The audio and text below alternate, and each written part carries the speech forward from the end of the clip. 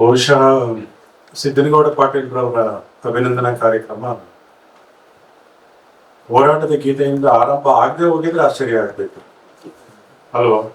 So ಯಾಕೆಂತಂದ್ರೆ ಇಡೀ ಬದುಕನ್ನ ಹೋರಾಟದ ಮೂಲಕವೇ ಕಂಡುಕೊಂಡ, ಮತ್ತೆ ಹೋರಾಟಕ್ಕೆ ಹೊಸ ಅರ್ಥ ಕೊಟ್ಟ. ಹೋರಾಟಕ್ಕೆ ಒಂದು ಹೋರಾಟವೇ ಮಾನವೀಯ, ಆದ್ರೆ ಆಗ್ಲೇ ಹೇಳಿದಾಗೆ ಹಲವು ಹೋರಾಟಗಳ ಮಧ್ಯದಲ್ಲೂ ಕೂಡ ಮಾನವೀಯ ಹೋರಾಟಗಳು ಅಪರೂಪ ಆಗ್ತಾ ಇರೋ ದಿನಗಳಲ್ಲಿ ಅದನ್ನ ಎತ್ತಿ ಹಿಡಿದಂತ ಸಿದ್ದನಗೌಡ ಪಾಟೀಲ್ರು ಸೊ ತುಂಬಾ ಆಪ್ತರು. ಸೊ ಸಿದ್ದನಗೌಡ ಪಾಟೀಲ್ ಅವರಿಗೆ ಪ್ರಶಸ್ತಿಗಳು ಅರಸಿ ಬಂದಿದ್ದು ಕಡಿಮೆ ಏನಲ್ಲ. ಯಾಕೆಂತಂದ್ರೆ ಆಗ್ಲೇ ಶಿವಾನಂದ ತಗಡೂರು ಹೇಳಿದಾಗೆ ಅವರು ಸಿಕ್ಕಾಪಟ್ಟೆ ಹೋರಾಟಗಳನ್ನು ಮಾಡಿದ್ದಾರೆ. ಒಂದು ರೀತಿ ಅವರನ್ನ, ನನ್ನ ಸಂಸ್ಥೆ ಹೆಸರು ಕೂಡ ಬಹುರೂಪಿ, ಆದ್ರೆ ಅದನ್ನೇ ಹೇಳಬೇಕು ಅಂದ್ರೆ ಅವ್ರು ನಿಜಕ್ಕೂ ಬಹುರೂಪಿ. ಯಾಕೆ ಅಂತಂದ್ರೆ ಅವರು ಹೋರಾಟಗಾರರಿಗೆ ಹೋರಾಟಗಾರರ ತರ ಕಾಣಿಸ್ತಾರೆ, ಪತ್ರಕರ್ತರಿಗೆ ಪತ್ರಕರ್ತರ ತರ ಕಾಣಿಸ್ತಾರೆ, ಮತ್ತೆ ಪುಸ್ತಕ ಲೋಕಕ್ಕೆ ಅವರು ಪ್ರಕಾಶನ ಸಂಸ್ಥೆಯ MD ಅವರು, ನವ ಕರ್ನಾಟಕ ಪ್ರಕಾಶನದ ಸಂಸ್ಥೆಗೆ ಆಡಳಿತ ನಿರ್ದೇಶಕರು. ಸೊ ಹೀಗೆ ಮತ್ತೆ ತುಂಬಾ ಒಳ್ಳೆ ಹ್ಯೂಮನ್ ಬೀಯಿಂಗ್, ಒಳ್ಳೆ ಸಂಸಾರಸ್ಥ. ಮತ್ತೆ ಅದಕ್ಕಿಂತಲೂ ಹೆಚ್ಚಾಗಿ ನಾನು ನೋಡಿದ್ದೇನೆ, ಯಾಕೆಂದ್ರೆ ಆಗ್ಲೇ ಹೇಳಿದಾಗೆ ನನ್ನ ಮತ್ತೆ ಅವರ ಕಚೇರಿ ಮೇಲೆ ಮತ್ತೆ ಕೆಳಗಿನ ಮನೆಗಳಲ್ಲಿ ಸಾಕಷ್ಟು ಇವರ ಊರಿನ ಮತ್ತೆ ಊರಿನ ಅಲ್ಲದ ಸಂಗಾತಿಗಳ ಕಷ್ಟಗಳಿಗೆ ಯಾವ ರೀತಿ ಸ್ಪಂದಿಸ್ತಾ ಇದ್ರು ಅಂತೇಳಿ. ಸೊ ಆ ಕಾರಣದಿಂದಾಗಿ ಸಿದ್ದನಗೌಡ ಪಾಟೀಲ್ರವರು ನಿಜಕ್ಕೂ ಕೂಡ ಅವರು ಒಬ್ಬ ಬಹುಮುಖಿ ಮತ್ತೆ ಬಹುರೂಪಿ. ನನಗೆ ಅವರು ಪರಿಚಯ ಆಗಿದ್ದು ಅವರು ಆ ಬಹುರೂಪಿಯಲ್ಲಿ ಇನ್ನೊಂದು ಮುಖ, ಅವರು ತುಂಬಾ ಒಳ್ಳೆ ಕವಿ, ತುಂಬಾ ಒಳ್ಳೆ ಕವಿ. ಯಾಕೆ ಅಂತಂದ್ರೆ ಬೀದಿ ಬೀದಿಗಳಲ್ಲಿ ಅವರ ಹಾಡುಗಳನ್ನ ಹಾಡ್ತಾ ಇದ್ದಂತಹ ಕಾಲ ಇತ್ತು. ಮತ್ತು ಅಷ್ಟೇ ಅಲ್ಲ, ಅವರ ಕವಿತೆಗಳನ್ನ ಮೆಚ್ಚಿ ಇಡೀ ನಾಡಿನ ಬಹುತೇಕ ಬಸವರಾಜ ಕಟ್ಟಿಮನಿಯವರಿಂದ ಹಿಡಿದು ಸೊ ಸಾಕಷ್ಟು ಜನರು ಬರೆದಂತಹ ವಿಮರ್ಶೆಗಳನ್ನ ನಾನು ಓದಿದ್ದೇನೆ. ಸೊ ಇವರ ಒಂದು ಕೃತಿ ನಾ ಬಸ್ಯ ಅಂತಾನೆ ಅದರ ಹೆಸರು, ಪುಸ್ತಕದ ಹೆಸರು. ಆ ಕವಿತೆ ಹೇಳುತ್ತೆ, ಬಹುಶಃ ಆ ಕವಿತೆ ಏನ್ ಹೇಳುತ್ತೋ ಅದೇನೆ ಸಿದ್ದನಗೌಡ ಪಾಟೀಲ್ರವರ ಒಂದು ಧೋರಣೆಯನ್ನು ಕೂಡ ಹೇಳುತ್ತೆ. ಆ ಕವಿತೆ ಹೆಸರು ನಾ ಬಸ್ಯ ಅಂತ. ಆ ಅಯ್ಯನರ ಹುಡುಗ ಐನೂರು, ಆ ಐನೂರು ಹುಡುಗ ಬಸಯ್ಯ ಅಂತ, ಗೌಡ್ರ ಹುಡುಗ ಬಸನಗೌಡ ಅಂತ, ಬಣಜಿಕೆಯರ ಬಸವರಾಜನಂತ, ಆ ಕುರುಬರ ಹುಡುಗ ಬಸಪ್ಪ ಅಂತ. ನಾ ಬಸ್ಯ ಅಂತ ಯಾಕಂದ್ರ ನಾ ಬಲಿಯ ಅಂತ. ಸೊ ಇದು ಸಿದ್ದನಗೌಡ ಪಾಟೀಲರ ಕವಿತೆ. ಸಿದ್ದನಗೌಡ ಬಸವರಾಜ ಕಟ್ಟಿಮನಿಯವರು ಇವರ ನಾ ಬಸ್ಯ ಅಂತ ಕವಿತೆಗೆ ಮುನ್ನುಡಿ ಬರೀತಾ ಹೇಳ್ತಾರೆ ಏನಂತಂದ್ರೆ, ಬಹುಶಃ ಇವತ್ತಿನ ದಲಿತರ ಸಂಕಟಗಳನ್ನ ದಲಿತರೇ ಹೇಳಬೇಕು ಅನ್ನೋದು ಒಂದು ಕಡೆ ಇದ್ರೆ, ಆ ದಲಿತರಷ್ಟೇ ಆ ನೋವನ್ನ ಉಂಡವರು, ನೋಡಿದವರು ಮತ್ತೆ ಅವರಿಗಾಗಿ ಹೋರಾಡಿದವರು ಯಾರಾದರೂ ಇದ್ರೆ ಅದು ಸಿದ್ದನಗೌಡ ಪಾಟೀಲರು ಕೂಡ ಅಂತ. ಯಾಕೆ ಅಂತಂದ್ರೆ ಆ ಅಯ್ಯನಾರರ ಹುಡುಗ ಬಸ್ಯ ಅಂತ ಬರೀತಾನಲ್ಲ, ಹಾಗಾಗಿ ಅಂದ್ರೆ ಯಾರು ಬಸಯ್ಯ ಅಂತ ಹೇಳಿ ಒಂದು ತಲೆ ಎತ್ತಿ ಊರಲ್ಲೆಲ್ಲ ಓಡಾಡ್ತಾ ಇರಬೇಕಾಗಿತ್ತೋ ಆ ಹುಡುಗ ಬರೆಯೋದು ನಾ ಬಸ್ಯ ಅಂತ ಕ್ಲೇಮ್ ಮಾಡ್ತಾರೆ. ಅಂದ್ರೆ ಅಷ್ಟರ ಮಟ್ಟಿಗೆ ಒಂದು ತುಳಿತಕ್ಕೊಳಗಾದ ಲೋಕದ ಬಗ್ಗೆ ಅವರು ಹೋರಾಟದಲ್ಲಿ ತೊಡಗಿಸ್ಕೊಂಡಿದ್ರು ಅಂತ. ಸೊ ಬಸವರಾಜ ಕಟ್ಟಿಮನಿಯವರು ಎಷ್ಟು ಚೆನ್ನಾಗಿ ಹೇಳ್ತಾರೆ ಅಂತಂದ್ರೆ, ಸಿದ್ದನಗೌಡ ಪಾಟೀಲರ ಲೇಖನಿಯಿಂದ ಹೊರ ಬೀಳುವ ಕವನಗಳೆಲ್ಲ ಇವರ ಹೃದಯದಿಂದ ಸಿಡಿದೇಳುವ ಬೆಂಕಿಯ ಕಿಡಿಗಳು ಅಂತ ಕಟ್ಟಿಮನಿಯವರು ಬರೀತಾರೆ. ಅದು ನೋಡಿದಾಗ ನನಗೆ ತುಂಬಾ ಜ್ಞಾಪಕ ಆಗಿದ್ದು, ಆಗ್ಲೇ ಹೇಳಿದ್ರು ಕಾಮ್ರೇಡ್ ಅಂತ ಹೇಳಿದೆ ನಮ್ಮ ಲೋಕೇಶ್ ಹೇಳಿದ್ರು. ಕಾಮ್ರೇಡ್ ಅಂತ ಬಣ್ಣಿಸದೆ ಸಿದ್ದನಗೌಡ ಪಾಟೀಲರನ್ನ ನಾವು ಮುಂದುವರಿಸೋಕೆ ಸಾಧ್ಯನೇ ಇಲ್ಲ ಅಂತ. ಚೆಗೆವಾರ ಹೇಳ್ತಾನೆ ಏನಂತಂದ್ರೆ, if you rage with every injustice done in this world, then you are my comrade ಅಂತ. ಅಂದ್ರೆ ಜಗತ್ತಿನ ಯಾವುದೇ ಕಡೆ ನಡೆಯುವಂತಹ ಒಂದು ಅನ್ಯಾಯಕ್ಕೆ ನೀನು ಕುದಿದ್ರೆ ನೀನು ನನ್ನ ಸಂಗಾತಿ ಅಂತ. ಅಂದ್ರೆ ಯಾರ್ಯಾರು ನೊಂದವರ ಪರವಾಗಿ ಖುದ್ದು ಎದ್ದೇಳ್ತಾರೋ ಅವರೆಲ್ಲರೂ ಕೂಡ ಸಂಗಾತಿಗಳೇ. ಆ ಅರ್ಥದಲ್ಲಿ ನಿಜಕ್ಕೂ ಕೂಡ ಕಾಮ್ರೇಡ್ ಅಂತಂದ್ರೆ ಸಿದ್ದನಗೌಡ ಪಾಟೀಲರು ಮತ್ತೆ ಅವರಂತಹವರು. ಸೊ ಇಲ್ಲಿ ಈ ಸಭಾಂಗಣದಲ್ಲಿ ಅದೇ ರೀತಿ ಸಮುದಾಯ ಸಾಂಸ್ಕೃತಿಕ ತಂಡದ ಮೂಲಕ ಸಾಂಸ್ಕೃತಿಕ ಲೋಕವನ್ನ ಒಂದು ರೀತಿಯಲ್ಲಿ ಜನಪರ ಮಾಡಿದಂತಹ ಸಮುದಾಯ ತಂಡದ ಮುಖ್ಯಸ್ಥರಾದಂತಹ ಸಿ ಕೆ ಗುಂಡಣ್ಣ ಅವರು ಕೂಡ ಇದ್ದಾರೆ ಇದರಲ್ಲಿ. ಸೊ ಸಿ ಕೆ ಗುಂಡಣ್ಣ ಅವರು ಅಂದ್ರೆ ಯಾಕೆ ಸಿದ್ದನಗೌಡ ಪಾಟೀಲ್ರು ಅಂತಂದಾಗ ಎಲ್ರಿಗೂ ಕೂಡ ನಮ್ಮ ಸಂಗಾತಿ ಅನ್ಕೊಂಡೇ ಬಂದಿರೋದು. ಸೊ ಅದು ಒಂದ್ ರೀತಿ ಹೇಗೆ ಅಂತಂದ್ರೆ ಇದು ಅವಾರ್ಡ್ ಬಂದಿರೋದು ಸಿದ್ದನಗೌಡ ಪಾಟೀಲ್ರಿಗೆ, ಆದ್ರೆ ಅದನ್ನ ಎಲ್ಲರೂ ಕೂಡ ನಮಗೆ ಬಂದ ಒಂದು ಪ್ರಶಸ್ತಿ ಅಂತ ಭಾವಿಸ್ತಾರೆ. ಯಾಕೆ ಅಂತಂದ್ರೆ ಸಿದ್ದನಗೌಡ ಪಾಟೀಲ್ರು ಅದು ಸಮೂಹದವರು, ಅವ್ರ ವ್ಯಕ್ತಿ ಅಲ್ಲ, ಅವರೊಂದು ಸಮೂಹದ ಪ್ರತಿನಿಧಿ ಆಗಿರೋದ್ರಿಂದ ಆ ರೀತಿಯ ಒಂದು ಹಿಡಿದ್ರು. ನಾನು ಮತ್ತೆ ಸಿದ್ದನಗೌಡರು ಹೋರಾಟಗಳ ಮೂಲಕ ನಾವು ಬಂದವರು. ವಿದ್ಯಾರ್ಥಿ ಚಳವಳಿಗೂ ಕೂಡ ಒಂದು ಮಾನ ಮರ್ಯಾದೆ ಅಂತ ಇತ್ತು ಕಾಲದಲ್ಲಿ. ಅವಾಗ ವಿದ್ಯಾರ್ಥಿ ಚಳವಳಿಗಳನ್ನೇ ಒಂದು ರೀತಿ ಸಮಾಜಕ್ಕೆ ಒಂದು ಅಜೆಂಡಾನ ರೂಪಿಸ್ತಾ ಇತ್ತು. ನಿಜವಾಗಿಯೂ ಕೂಡ ಈ ಸಮಾಜಕ್ಕೆ ಬೇಕಾಗಿರೋದು ಏನು ಅನ್ನೋದನ್ನ ತುಂಬಾ ಸ್ಪಷ್ಟವಾಗಿ ಕಾಣಿಸ್ತಾ ಇದ್ದಿದ್ದೇನೆ ಕಾಲೇಜಿನ ಕ್ಯಾಂಪಸ್ನ ಅಂಗಳದಲ್ಲಿ. ಆ ಕಾಲದಲ್ಲಿ ನಾವಿಬ್ರು ಕೂಡ ವಿದ್ಯಾರ್ಥಿ ಚಳವಳಿಗಳ ಮೂಲಕ ನಾವು ರಂಗಕ್ಕೆ ಬಂದವರು. ಆ ನಂತರದಲ್ಲಿ ನಾನು ಸಮುದಾಯದ ಮೂಲಕ ಇನ್ನಷ್ಟು ವಿವೇಕವನ್ನ ಪಡೆದುಕೊಂಡೆ. ನಾವಿಬ್ರು ಬೇರೆ ಬೇರೆ ವಿದ್ಯಾರ್ಥಿ ಸಂಘಟನೆಗಳ ಮೂಲಕ ಬಂದರೂ ಕೂಡ ನಾವಿಬ್ರು ಕೂಡ ಸಾಕಷ್ಟು ಜಂಟಿ ಹೋರಾಟಗಳನ್ನ ಮಾಡಿದ್ವಿ. ಮತ್ತೆ ಅವತ್ತು ಯಾವುದೇ ಚಳುವಳಿ ನಡೆಸಿದ್ರು ಕೂಡ ಇಡೀ ಜನ ಅದನ್ನು ಮೆಚ್ತಾ ಇದ್ರು, ಬೆಂಬಲವಾಗಿ ನಿಲ್ತಾ ಇದ್ರು. ಯಾಕೆ ಅಂತಂದ್ರೆ ಅದಕ್ಕೊಂದು ನೈತಿಕತೆ ಇತ್ತು. ಆ ಕಾರಣದಿಂದಾಗ ವಿದ್ಯಾರ್ಥಿ ಚಳುವಳಿಗಳಿಗೆ ಅದರ ನೇತೃತ್ವವನ್ನ ವಹಿಸ್ತಾ ಇದ್ದವರು ಸಿದ್ದನಗೌಡ ಪಾಟೀಲ್. ಸೊ ಅವರು ಸಾಕಷ್ಟು ರೀತಿಯಲ್ಲಿ ಕೊಡ್ತಾ ಇದ್ದಂತ ಮುಂಗಾಣಿಕೆಗಳಿತ್ತಲ್ಲ, ಅದೇ ಅವರು ಏನು ಅನ್ನೋದನ್ನ ಸಾರ್ತಾ ಇತ್ತು. ಅದೇ ಮುಂದುವರಿಕೆಯಾಗಿ ನಾನು ಮತ್ತೆ ಸಿದ್ದನಗೌಡರಿಬ್ಬರು ಕೂಡ ಕ್ಯೂಬಾಗೆ ಭೇಟಿ ಕೊಟ್ವಿ. ಯಾಕೆಂದ್ರೆ ಅಲ್ಲೊಂದು ವಿದ್ಯಾರ್ಥಿ ಸಮಾವೇಶ ನಡೀತು, ವಿದ್ಯಾರ್ಥಿ ಯುವಜನರ ಸಮಾವೇಶ. ಅಲ್ಲಿಗೆ ನಾವು ಹೋದ್ವಿ. ಅಲ್ಲಿ ನಿಮ್ಗೆಲ್ಲರಿಗೂ ಕೂಡ ಗೊತ್ತಿದೆ, ಫಿಡೆಲ್ ಕ್ಯಾಸ್ಟ್ರೋ ಅಥವಾ ಕ್ಯೂಬಾ ಅಂದಿದ ತಕ್ಷಣ ತುಂಬಾ ಕೆಂಡ ಕಾರ್ತಾರೆ. ಯಾಕೆ ಅಂತಂದ್ರೆ ಅಮೆರಿಕ ನೇತೃತ್ವದ ಮಾಧ್ಯಮಗಳಿದೆಯಲ್ಲ, ಅದು ಕ್ಯೂಬಾದ ಬಗ್ಗೆ ತುಂಬಾ ಒಂದು, ನಾವ್ ಯಾವಾಗಲೂ ಹೇಳ್ತೀವಿ, ಒಂದು ಪೇಪರ್ ಗೋಡೆಯನ್ನ ಎಬ್ಸಿದ್ದಾರೆ ಅಂತೇಳಿ. ಸೊ ಆ ರೀತಿಯಲ್ಲಿ ಒಂದು ರೀತಿಯಲ್ಲಿ ಬಿಕ್ಕಟ್ಟನ್ನ ಉಂಟು ಮಾಡಿದಾಗ ನಮ್ಮೆಲ್ಲರೂ ಕೂಡ ನಿಜವಾಗ್ಲೂ ಕೂಡ ಕ್ಯೂಬಾ ಅನ್ನೋದು ಏನು ಅಂತ ಗೊತ್ತಾಗ್ಲಿ ಅಂತ ಹೇಳಿ ಎಲ್ಲರನ್ನೂ ಒಬ್ಬೊಬ್ಬರನ್ನ ಒಂದೊಂದು ಮನೆಯಲ್ಲಿ ಉಳಿಸಿದ್ರು. ಸೊ ಎಲ್ಲರ ಅಂದ್ರೆ ಎಷ್ಟು ಜನ ಬಂದ್ರೆ ಎಲ್ಲರೂ ಕೂಡ ಕ್ಯೂಬಾದ ಆ ಒಂದೊಂದು ಮನೆಯಲ್ಲಿ ಒಬ್ಬೊಬ್ಬರು ಪ್ರತಿನಿಧಿಗಳು ಉಳ್ಕೊಂಡಿದ್ವಿ. ಒಂದು ಸಾಯಂಕಾಲ ಇವರು ಎಲ್ಲಿ ಉಳ್ಕೊಂಡಿದ್ರು ಅದೊಂದು ಕಾರ್ಮಿಕರ ಕಾಲೋನಿ. ಸೊ ನಾನು ಉಳ್ಕೊಂಡಿದ್ದು ಇನ್ನೊಂದು ಕಡೆ. ಹಾಗಾಗಿ ಏನ್ ಮಾಡಿದೆ, ಇವ್ರ ಜೊತೆ ಹೋಗೋಣ ಅಂತೇಳಿ, ಇವ್ರು ಎಲ್ಲಿ ಉಳ್ಕೊಂಡಿದ್ದಾರೆ ನೋಡೋಣ ಅಲ್ಲಿ ಇದೇನು ಅಂತಂದ್ಬಿಟ್ಟು ಹೋದ್ರೆ ಅಲ್ಲಿ ಏನಾಗಿದೆ ಅಂದ್ರೆ ದೊಡ್ಡ ಗುಂಪು ಸೇರಿದೆ, ದೊಡ್ಡ ಗುಂಪು. ನಾನಿದೇನಿದು ಅಂತ ಮಧ್ಯದಲ್ಲಿ ನೋಡಿದ್ರೆ ಇವರು ಸಿದ್ದನಗೌಡ ಪಾಟೀಲ್ ಇದ್ದಾರೆ, ಇವ್ರು ಸುತ್ತ ದೊಡ್ಡ ಕ್ಯೂಬನ್ನರ ಗುಂಪು. ನೋಡಿದ್ರೆ ಎತ್ತರವಾದ ಕಂಠದಲ್ಲಿ ಹಾಡಿಳ್ತಾ ಇದ್ದಾರೆ, ಈ ಭೂಮಿ ಮೇಲೆ ಸೂರ್ಯ ಚಂದ್ರ ಇರುವವರೆಗೂ ನಿನ್ನ ಹೆಸರು ಅಜರಾಮರ ಚೆಗವಾರ ಅಂತ ಹಾಡಿಳ್ತಾ ಇದ್ದಾರೆ. ಅಲ್ಲಿರೋರಿಗೆ ಕನ್ನಡ ಬರಲ್ಲ ಆಯ್ತಾ, ಇವರಿಗೆ ಸ್ಪ್ಯಾನಿಷ್ ಬರಲ್ಲ. ಸೊ ಆದ್ರೆ ಇವ್ರು ಕನ್ನಡದ ಹಾಡನ್ನ ಎಷ್ಟು ಹುಮ್ಮಸ್ಸಿನಿಂದ ಆಡ್ತಾ ಇದ್ರು ಅಂತಂದ್ರೆ ಅವ್ರಿಗೆ ಚೆಗವಾರ ಅಂತ ಕೇಳಿದ್ರು ಸಾಕು ಓ ಅಂತ ಚಪ್ಪಾಳೆ ತಟ್ಟಿ ಕುಣಿಯೋರು.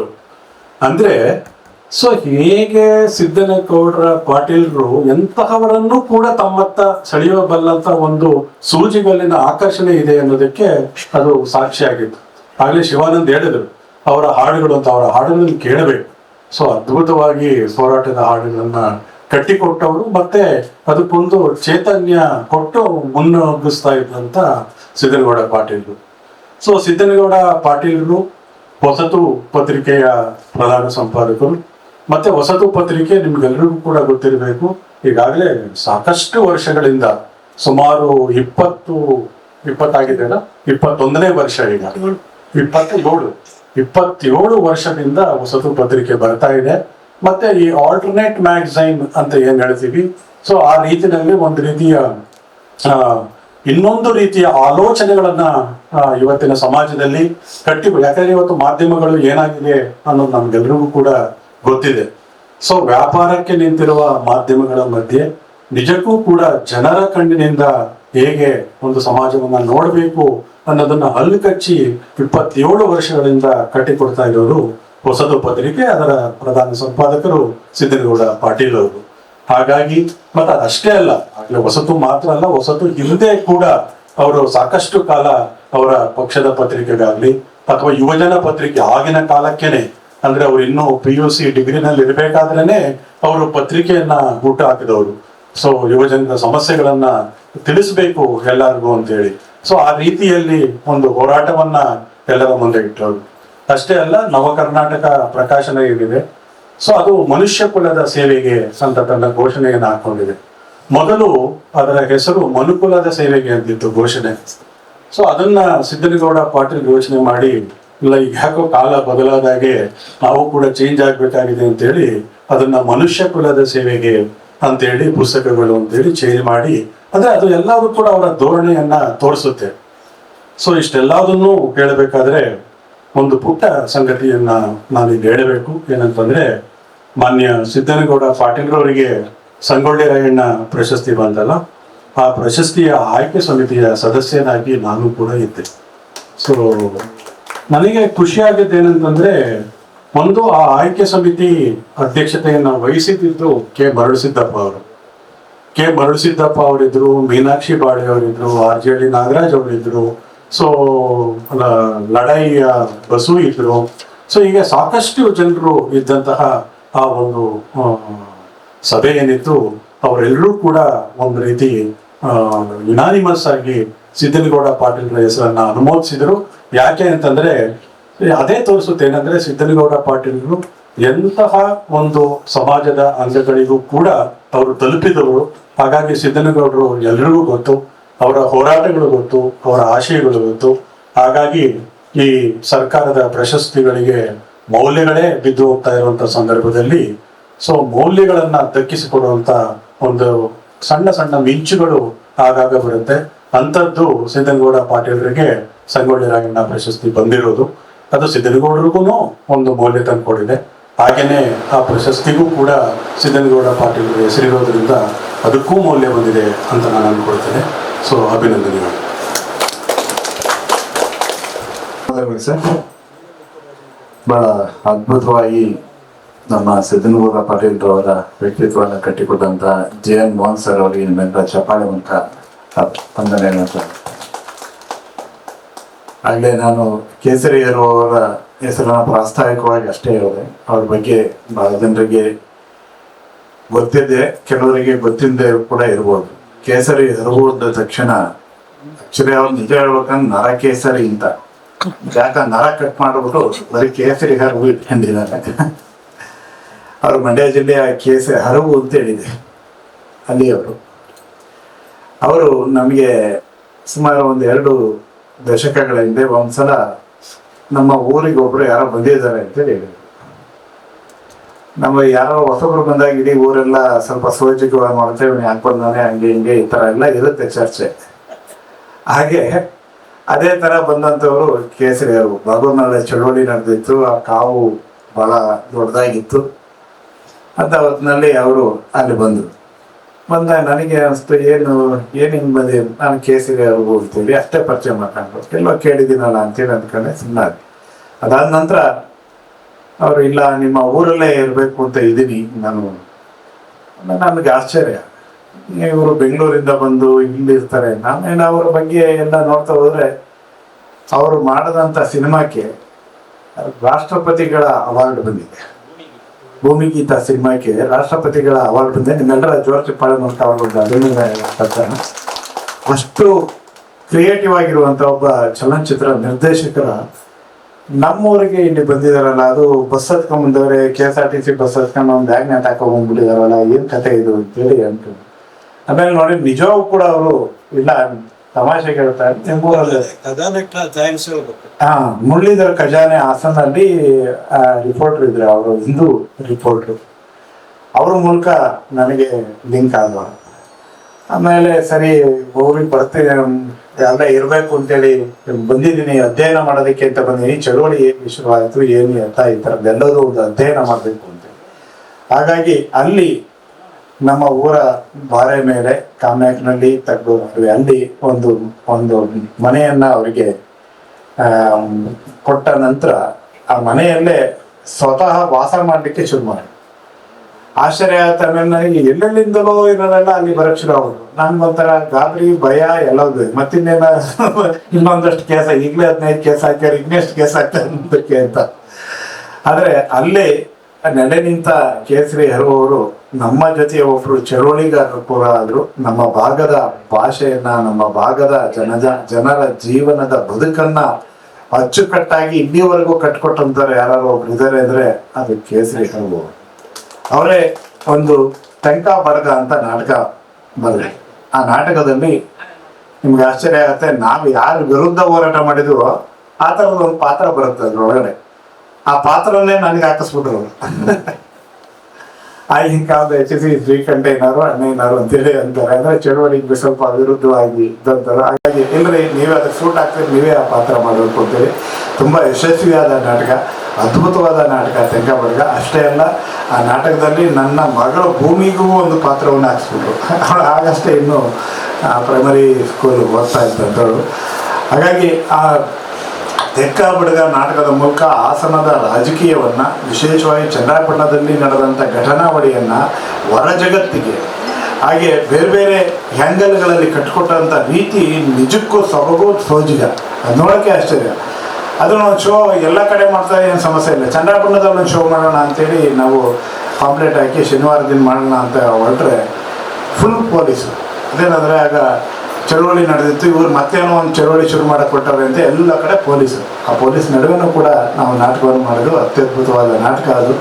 ಅದು ಆದಷ್ಟು ಬೇಗ ನಾನು ಜಗನ್ ಮೋಹನ್ ಅವರಿಗೆ ಬ್ಲೇಮ್ ಮಾಡ್ತೀನಿ. ನೀವು ಆದಷ್ಟು ಪುಸ್ತಕವನ್ನು ಅವರಿಂದ ತೆಗೆದುಕೊಂಡು ಪ್ರಕಟ ಮಾಡಬೇಕು. ಇಲ್ಲ ಪ್ರಕಾಶನ ಆಗಲ್ಲ, ಅದು ಹಾಗೆ ಉಳಿಸ್ಕೊಬಿಟ್ಟಿದ್ದಾರೆ.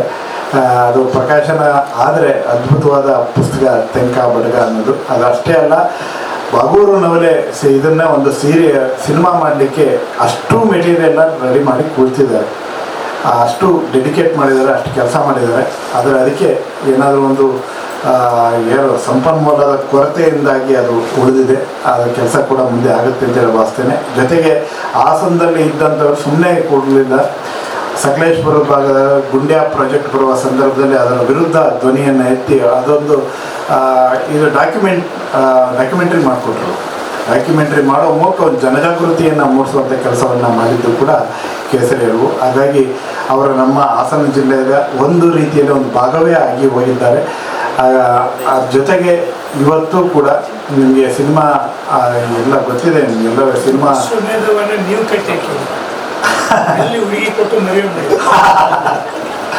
ಅವರ ಹಾಸನಿಗೆ ಬಂದಾಗ ನಾನು ಮದುವೆ ಆಗೋದಿಲ್ಲ ಅನ್ನೋ ಮನೋಧೋರಣೆಯಲ್ಲಿದ್ದರು. ಹಾಸನ ಬಿಡುವಷ್ಟೊತ್ತಿಗೆ ಅವರಿಗೆ ಮದುವೆಯನ್ನು ಮಾಡಿ ಕಳಿಸಿದ್ರು, ಅದನ್ನು ಹೇಳ್ತಾ ಇದ್ದಾರೆ. ಹಾಗೆ ವಿಶೇಷವಾಗಿ ಅವರು ಸಿನಿಮಾ ಆಯ್ಕೆ ಸಮಿತಿಯ ಅಧ್ಯಕ್ಷರಾಗಿ ಇಲ್ಲಷ್ಟೇ ಅಲ್ಲ, ರಾಜ್ಯ ಸರ್ಕಾರದಷ್ಟೇ ಅಲ್ಲ, ಸೆಂಟ್ರಲ್ ಗೌರ್ಮೆಂಟಲ್ಲೂ ಕೂಡ ಅದರ ಸ್ಕ್ರೀನಿಂಗ್ ಕಮಿಟಿಯ ಅಧ್ಯಕ್ಷರಾಗಿ ಕೆಲಸ ಮಾಡಿದ್ರು. ಎಲ್ಲೂ ಕೂಡ ಅವರು ತಮ್ಮ ಹೆಸರನ್ನು ತಾವಾಗಿ ಇಲ್ಲಿ ಹೇಳ್ಕೊಳ್ಳುವಂಥ ಮನಸ್ಥಿತಿ ಇವರಲ್ಲ. ಹಾಗಾಗಿ ಸಿದ್ದನಗೌಡ ಪಾಟೀಲರ ಜೊತೆ ಭಾರಿ ಒಡನಾಟ ಇರುವಂಥವ್ರು ಕೇಸರಿಯವರು. ಮೊದಲು ಈಗ ಅವರಿಗೆ ಸಿದ್ದನಗೌಡ ಪಾಟೀಲರವರ ಬಗ್ಗೆ ಒಂದು 15-20 ನಿಮಿಷ ಮಾತನಾಡಬೇಕು ಅಂತೇಳಿ ವಿನಂತಿ ಮಾಡ್ತೀನಿ. ಆತ್ಮೀಯರಾದ ಇಲ್ಲಿ ಕೂತವ್ರು ಎಲ್ಲರೂ ಕೂಡ ನಾನು ಬಹಳ ಆತ್ಮೀಯರೇ. ಅಧ್ಯಕ್ಷರಾದ ಶಿವಾನಂದ ತಗಡೂರವರೇ, ಪ್ರಶಸ್ತಿ ಪುರಸ್ಕೃತರಾದಂತಹ ಸುಮಾರು 30-35 ವರ್ಷಗಳ ಒಡನಾಟ ಇರುವಂತಹ ಸಿದ್ದನಗೌಡ ಪಾಟೀಲ್ರೇ, GN ಮೋಹನ್ ಅವರೇ, ಮದನ್ ಗೌಡ್ರು ನನಗೆ ಇಲ್ಲಿಯ ಸಂಘಕ್ಕಿಂತ ಹೆಚ್ಚಾಗಿ ಅವರ ಹಾಸನದ ಇದು ನನಗೆ ಬಹಳ ಪರಿಚಯ, ಬಹಳ ಆತ್ಮೀಯತೆಯಿಂದ. ಹಾಗೆ ನನ್ನ ಇನ್ನೊಬ್ಬ ಆತ್ಮೀಯ ಗುಂಡಣ್ಣ ಬಂದಿದ್ದಾರೆ.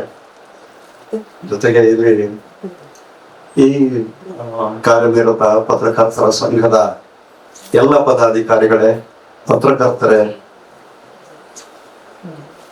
ಮತ್ತು ಸಭೆಯಲ್ಲಿರುವಂತಹ ಎಲ್ಲ ಮಹನೀಯರೇ ಮತ್ತು ಮಹಿಳೆಯರೇ, ನಾನು ಆಕ್ಚುಲಿ ಮಾತಾಡೋದಕ್ಕೆ ಮೋಹನ್ ಶಿವಾನಂದ್ ಏನು ಉಳಿಸಿಲ್ಲ. ನನ್ನ ಇದನ್ನೆಲ್ಲ ಕಬ್ಜಾ ಮಾಡಿಬಿಟ್ಟು ನಾನೇನೇನು ಮಾತಾಡ್ಬೇಕು ಅಂತಿದ್ನು ಅದನ್ನೆಲ್ಲ ಹೋಗಿ ಮುಂಚೆನೆ ಮಾತಾಡ್ಬಿಟ್ಟಿದ್ದಾರೆ. ಸೊ ಹಾಗಾಗಿ ಒಂದ್ ರೀತಿಯಲ್ಲಿ ನನ್ನ ಹೊರೆ ಕಡಿಮೆ ಮಾಡಿದ್ದಾರೆ. ಎರಡನೇದು, ನಿಜವಾಗ್ಲೂ ಇವನಿಗೆ ಮಾತಾಡಕ್ ಬರಲ್ಲ ಅಂತ ಚೆನ್ನಾಗಿ ಪ್ರೂವ್ ಮಾಡ್ಕೋಬಹುದು ಅಂತ ಅನ್ನೋ ಇದನ್ನು ಕೊಟ್ಟಿದ್ದಾರೆ. ಹಾಗಾಗಿ ನನಗೆ ನಿಜವಾಗ್ಲೂ ಮಾತಾಡಕ್ ಬರಲ್ಲ. ಸೊ ಹಾಗಾಗಿ ನನಗೆ ಒಂದಂತೂ ಬಹಳ ಸಂತೋಷದ, ತುಂಬಾ ಹೃದಯಪೂರ್ವಕವಾಗಿ ಸಂತೋಷದ ವಿಚಾರ ಅಂತಂದ್ರೆ,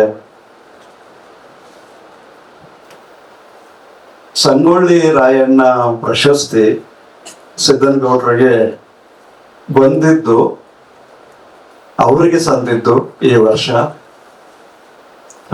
ಬಹಳ ಪ್ರಶಸ್ತಿಗೆ ಎಷ್ಟು ಅರ್ಹತೆ ಬಂತು, ಹಾಗೇನೆ ಅತ್ಯಂತ ಅರ್ಹ ವ್ಯಕ್ತಿಗೆ, ನಮ್ಮ ಜೊತೆಗೆ ಇರುವಂತಹ ಅತ್ಯಂತ ಅರ್ಹ ವ್ಯಕ್ತಿಗೆ ಈ ವರ್ಷದ ಪ್ರಶಸ್ತಿ ಸಂದಿದೆ ಅಂತ ಅನ್ನೋದು ನನಗೆ ಬಹಳ ಬಹಳ ಮೆಚ್ಚುಗೆ ಆದಂತಹ ವಿಚಾರ. ಆ ವಿಚಾರಕ್ಕೆ ನಾನು ನಿಜವಾಗ್ಲೂ ಸಿದ್ದನಗೌಡರಿಗೆ ಅಭಿನಂದಿಸೋದಕ್ಕಿಂತ ಹೆಚ್ಚಾಗಿ ಇವತ್ತು ನನಗೆ ಗೊತ್ತಾಯ್ತು ಪ್ರಶಸ್ತಿ ಆಯ್ಕೆ ಸಮಿತಿಯಲ್ಲಿ ಯಾರ್ಯಾರು ಇದ್ರು ಅಂತ ಅಂದ್ಬಿಟ್ಟು. ಸೊ ಹಾಗಾಗಿ ನಾನು ಮರಳು ಸಿದ್ದಯ್ಯನವ್ರಿಗೆ, JN ಮೋಹನ್ಗೆ, ಸುಳಿಭಾವಿಗೆ, ಬಸವರಾಜ್ ಸುಳಿಭಾವಿ, ಮತ್ತೆ ಇನ್ಯಾರಿದ್ರು, ಹಾ, ಎಲ್ಲರಿಗೂ ಕೂಡ ಆಯ್ಕೆ ಸಮಿತಿಯಲ್ಲಿ ಇದ್ದಂತಹ ಎಲ್ಲರಿಗೂ ಕೂಡ ತುಂಬಾ ಅರ್ಹ ವ್ಯಕ್ತಿಯನ್ನ ಆಯ್ಕೆ ಮಾಡಿದ್ದೀರಿ ಅಂತ ಅಂದ್ಬಿಟ್ಟು ಅವರನ್ನ ಅಭಿನಂದಿಸ್ತೀವಿ. ಅದರ ಜೊತೆಗೆ ಸಿದ್ದನಗೌಡರಿಗೆ ಬಹಳ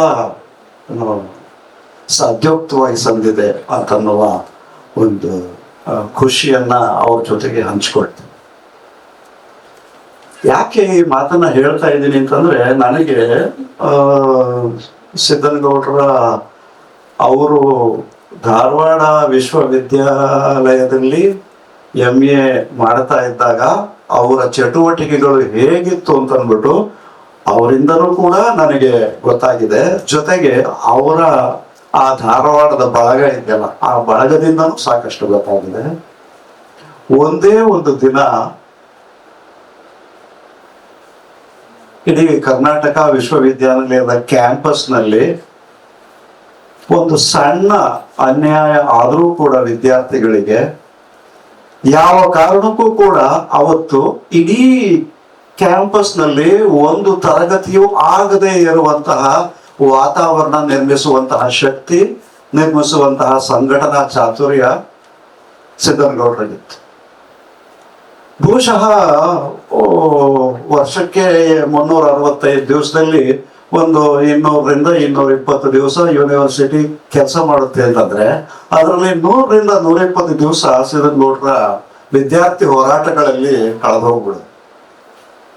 ಅಷ್ಟು ದೊಡ್ಡ ಒಂದು ವಿದ್ಯಾರ್ಥಿಗಳಿಗೆ ಮತ್ತು ಇಡೀ ವಿಶ್ವವಿದ್ಯಾನಿಲಯದ ಯಾವುದೇ ಸಣ್ಣ ಅಶಿಸ್ತಿನ ಕಾರಣಕ್ಕೆ ಏನಾದ್ರು ಅನ್ಯಾಯ ಆಯಿತು ಅಂತಂದ್ರೆ ಪ್ರತಿಭಟನೆ ಖಂಡಿತವಾಗ್ಲೂ ಶತಸಿದ್ಧ ಅನ್ನೋದು. ಎಷ್ಟರ ಮಟ್ಟಿಗೆ ಅಂತಂದ್ರೆ ಒಂದು ಸಾರಿ ಸಿದ್ದನಗೌಡ್ರೆ ಹೇಳಿದ್ರ ಅಥವಾ ಶಂಕರ್ ಹಲಗತ್ತಿ ಅವ್ರು ಹೇಳಿದ್ರ ನನಗಿನ್ನೂ ನೆನಪಿಲ್ಲ.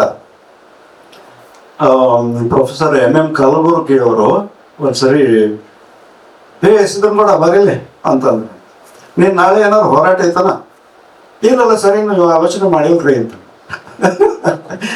ಹಂಗಾದ್ರೆ ಒಂದು ಕೆಲಸ ಮಾಡು, ನಾಳೆ ಯಾವ ಕಾರಣಕ್ಕೂ ಕೂಡ ಅದು ನಿಂದ ಏನಾದ್ರು ಹೋರಾಟ ಇದ್ರೆ ಅದು ನಾಡಿದ್ದಕ್ಕೆ ಬೇಕಾದ್ರೆ ಪೋಸ್ಟ್ಪೋನ್ ಮಾಡ್ಕೊ. ನಾಳೆ ಒಂದು ಬಹಳ ಇಂಪಾರ್ಟೆಂಟ್ ಕಾರ್ಯಕ್ರಮ ಐತಿ, ಅದಕ್ಕೆ ಮತ್ ನೀನ್ ಹೋರಾಟ ಗೇರಾಟ ಅಂದು ವಿದ್ಯಾರ್ಥಿಗಳು ಚಳವಳಿ ಕುಂತ್ರು, ಧರಣಿ ಕುಂತ್ರು, ಹಂಗೆ ಹೆಂಗೆ ಮಾಡ್ಬೇಡ, ಮತ್ ಈಗಲೇ ಹೇಳಿದ್ರು ನೋಡು ಅಂತಂದು ಹೇಳಿ ಕಳ್ಸಿದ್ರಂತ. ಅಷ್ಟರ ಮಟ್ಟಿಗೆ ಮೋಸ್ಟ್ ಪಾಪ್ಯುಲರ್ ಅನ್ಪಾಪ್ಯುಲರ್ ಆಗಿ ಇಲ್ಲಿ ಇದರಲ್ಲಿ ಧಾರವಾಡ ಯೂನಿವರ್ಸಿಟಿಯಲ್ಲಿ ಮಾಡಿ. ಆಮೇಲೆ ನಿಜಕ್ಕೂ ಅಷ್ಟೆಲ್ಲ ಚಳವಳಿಗಳು, ಅಷ್ಟೆಲ್ಲ ವಿದ್ಯಾರ್ಥಿ ಹೋರಾಟಗಳು ನಡೀತಾ ಇದ್ರೂ ಕೂಡ ಒಬ್ಬ ಪ್ರೊಫೆಸರ್ ಕೂಡ ಇವ್ರ ಮೇಲೆ ನಿಜಕ್ಕೂ ಸಿಟ್ಟು, ಒಂದು ಒಳಗಿಂದ ಬರುವಂತ ಸಿಟ್ಟನ್ನ ಯಾವತ್ತೂ ತೋರಿಸಿಲ್ಲ, ಅದರ ಬದಲಿಗೆ ಆತ್ಮೀಯತೆಯನ್ನೇ ತೋರಿಸಿದ್ದಾರೆ ಅಂತ ಅನ್ನೋದಕ್ಕೆ ಒಂದು ಬಹಳ ದೊಡ್ಡ ಕಾರಣ ಏನಂತಂದ್ರೆ, ಇವರು ಮಾಡಿದಂತ ವಿದ್ಯಾರ್ಥಿ ಹೋರಾಟಗಳೆಲ್ಲವೂ ಕೂಡ ಯೂನಿವರ್ಸಿಟಿಯಲ್ಲಿ GN ಮೋಹನ್ ಅವರು ಮೊದಲೇ ಹೇಳಿದಾಗೆ ನ್ಯಾಯಬದ್ಧವಾದಂತಹ ಮತ್ತು ತಾರ್ಕಿಕವಾದಂತಹ ತಾತ್ವಿಕವಾದಂತಹ ಹೋರಾಟಗಳಾಗಿದ್ರಿಂದ ಆ ಹೋರಾಟದಲ್ಲಿ ಇರುವಂತಹ ನಿಲುವುಗಳು ಅಲ್ಲಿಯ ಪ್ರೊಫೆಸರ್ಸ್ಗಳಿಗೆ ಮತ್ತೆ ಅಲ್ಲಿಯ ಇವರುಗಳಿಗೆ ಎಲ್ಲರಿಗೂ ಕೂಡ ಬಹಳ ಮೆಚ್ಚುಗೆಯಾಗಿ ವೀಸಿಗೆ ಬಹಳ ದೊಡ್ಡ ತಲೆನೋವಾಗುವಂತಹ ಇದಾಗಿರ್ತಿತ್ತು. ಸೊ ಹಾಗಾಗಿ ನೋಡಿ, ಅವ್ರು MA ಮುಗಿಸಿ ಎಲ್ಲ ಆದ್ಮೇಲೂ ಕೂಡ ಮತ್ತೆ ಕೂಡ ಏನು ಕ್ಯಾಂಪಸ್ ಇಂದ ಹೊರಗಡೆ ಬಂದ ಮೇಲೂ ಕೂಡ 1 ವರ್ಷ 2 ವರ್ಷ ವಿದ್ಯಾರ್ಥಿಗಳನ್ನ ಏನೋ ಸಂಘಟಿಸಿ ಆ ಹೋರಾಟಗಳನ್ನ ಅಲ್ಲೇನೆ ಅದೇ ಕ್ಯಾಂಪಸ್ ನಲ್ಲೇ ಮುಂದುವರಿಸ್ತಾ ಇದ್ರು ಅನ್ನೋದು ಕೂಡ ಹೌದು. ಆಗ ಯಾವ ಪ್ರೊಫೆಸರ್ ಅಂತ ನನಗೆ ಮರ್ತು ಹೋಗಿದ್ದೇನೆ, ಅವರು ಇವರ ಡಿಪಾರ್ಟ್ಮೆಂಟ್ ಪ್ರೊಫೆಸರ್ ಇರ್ಬೋದು, ಅವರು ಕರೆದ್ಬಿಟ್ಟು ಆಯ್ತು ನೀನು ಹೋರಾಟ ಗಿರಾಟ ಎಲ್ಲ ಮಾಡ್ತಾ ಇದ್ದಿ ಮಾಡು, ಈಗ ಇದೇ ಯೂನಿವರ್ಸಿಟಿ ಒಳಗೆ ನಿನಗೆ ಒಂದು ಉಪನ್ಯಾಸಕ ಹುದ್ದೆ ಖಾಲಿ ಇದೆ, ನೀನು ಅಪ್ಲೈ ಮಾಡು, ನಿನಗೆ ಸಿಗುತ್ತೆ ಅಂತಂದ್ರೆ ಇವರು ಆಲೋಚನೆ ಮಾಡ್ತೀನಿ ಸರ್ ಅಂತ ಬಂದ್ಬಿಡ್ತಾರೆ. ಆಮೇಲೆ 2 ದಿವಸ ಆದ್ರೂ 3 ದಿವಸ ಆದ್ರೂ ಬರ್ಲಿಲ್ಲ. ಮತ್ತೆ ಕರೆಸಿ ಏನು ಅಂತಂದ್ರೆ, ಇಲ್ಲ ನಾನು ಹೋರಾಟ ಮಾಡ್ಕೊಂಡ್ರೆ ಇರ್ತೀನಿ, ನನಗೆ ಮತ್ತು ಉಪನ್ಯಾಸ ಹುದ್ದೆ ಅದು ಇದು ಬೇಡ್ರಿ, ನಾನು ಕಟ್ ಹಾಕ್ಬೇಡಿ ಸರ, ದಯವಿಟ್ಟು ಕ್ಷಮಿಸ್ರಿ ಅಂತ. ಸೊ ತಾನಾಗಿ ಬಂದಂತಹ ಒಂದು ಉಪನ್ಯಾಸಕ ಹುದ್ದೆಯನ್ನು ಕೂಡ ತ್ಯಜಿಸಿ ಒಟ್ಟು ಹೋರಾಟಕ್ಕೆ ತನ್ನನ್ನು ತಾನು ಮುಡಿಪಾಗಿ ಇಟ್ಟುಕೊಂಡಂತಹ ಒಬ್ಬ ಸಿದ್ದನಗೌಡ ಪಾಟೀಲರಿಗೆ ಸಂಗೊಳ್ಳಿ ರಾಯಣ್ಣನಂತಹ ಪ್ರಶಸ್ತಿ ಅನ್ವರ್ಥ ಅಂತಾನೆ ಅನಿಸ್ತದೆ.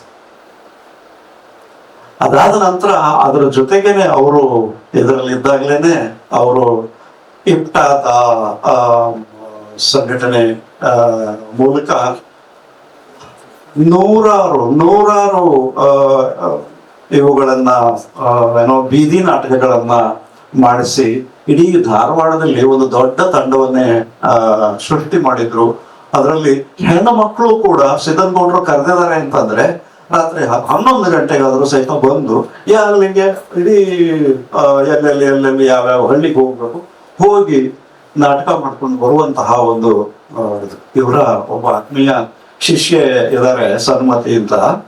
ಅವರು ನೆನ್ನೆ ಮಾತಾಡ್ತಾ ಇದ್ರು ನನ್ನ ಜೊತೆ. ಮಾತಾಡ್ತಾ ಇದ್ದಾಗ ನಾವು ಸಿದ್ದನಗೌಡರು ಇದನ್ನ ಮಾಡಿದಾಗ ಅವರು ನಾಟಕಗಳನ್ನ ಮಾಡಿಸ್ತಾ ಇದ್ದಾಗ ಬೀದಿ ನಾಟಕಗಳನ್ನ ಮಾಡಿಸ್ತಾ ಇದ್ದಾಗ ಯಾವ ರೀತಿಯಲ್ಲಿ ನಾವೆಲ್ಲ ತೊಡಗಿಸ್ಕೋತಾ ಇದ್ವಿ ಅಂತ ಅಂದ್ಬಿಟ್ಟು ಬಹಳ ಅದ್ಭುತವಾಗಿ ಹೇಳಿದ್ರು.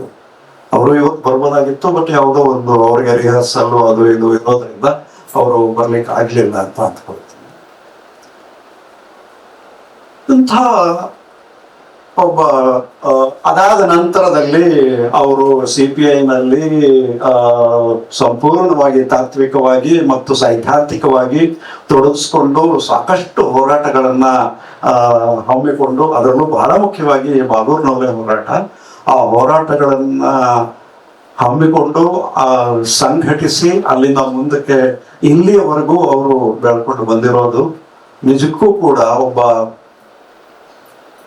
ಸೈದ್ಧಾಂತಿಕವಾಗಿ ಬದ್ಧತೆ ಇರುವಂತಹ, ಸೈದ್ಧಾಂತಿಕವಾಗಿ ಸ್ಪಷ್ಟತೆ ಇರುವಂತಹ ಸಿದ್ದನಗೌಡ ಪಾಟೀಲರಿಗೆ ಈ ಒಂದು ಪ್ರಶಸ್ತಿ ಸಂದಿರುವುದು ಬಹಳನೇ ಆತ್ಮೀಯವಾದ ಬಟ್ ಶ್ಲಾಘನೀಯವಾದ ಮತ್ತು ಅನ್ವರ್ಥವಾದ ವಿಚಾರ ಅಂತ ಅಂದ್ಬಿಟ್ಟು ನಾನು ಯಾಕಿಷ್ಟನ್ನ ಹೇಳ್ತಾ ಇದ್ದೀನಿ ಅಂತಂದ್ರೆ ಅದಕ್ಕೆ ಮತ್ತೊಂದು ಕಾರಣ ಇದೆ. ಇಲ್ಲಿ ಆ ಸಮಿತಿಯ ಆಯ್ಕೆ ಸಮಿತಿಯ ಸದಸ್ಯರುಗಳು ಇಲ್ಲೇ ಇದ್ದಾರೆ. ಇವರೆಲ್ಲರೂ ಕೂಡ ನಮ್ಮ ಆತ್ಮೀಯವಾಗಿ ನಮ್ಮ ಜೊತೆಗೆ ನಾವೆಲ್ಲ ಜೊತೆಗೆ ಓಡಾಡ್ಕೊಂಡಿರೋರೆ.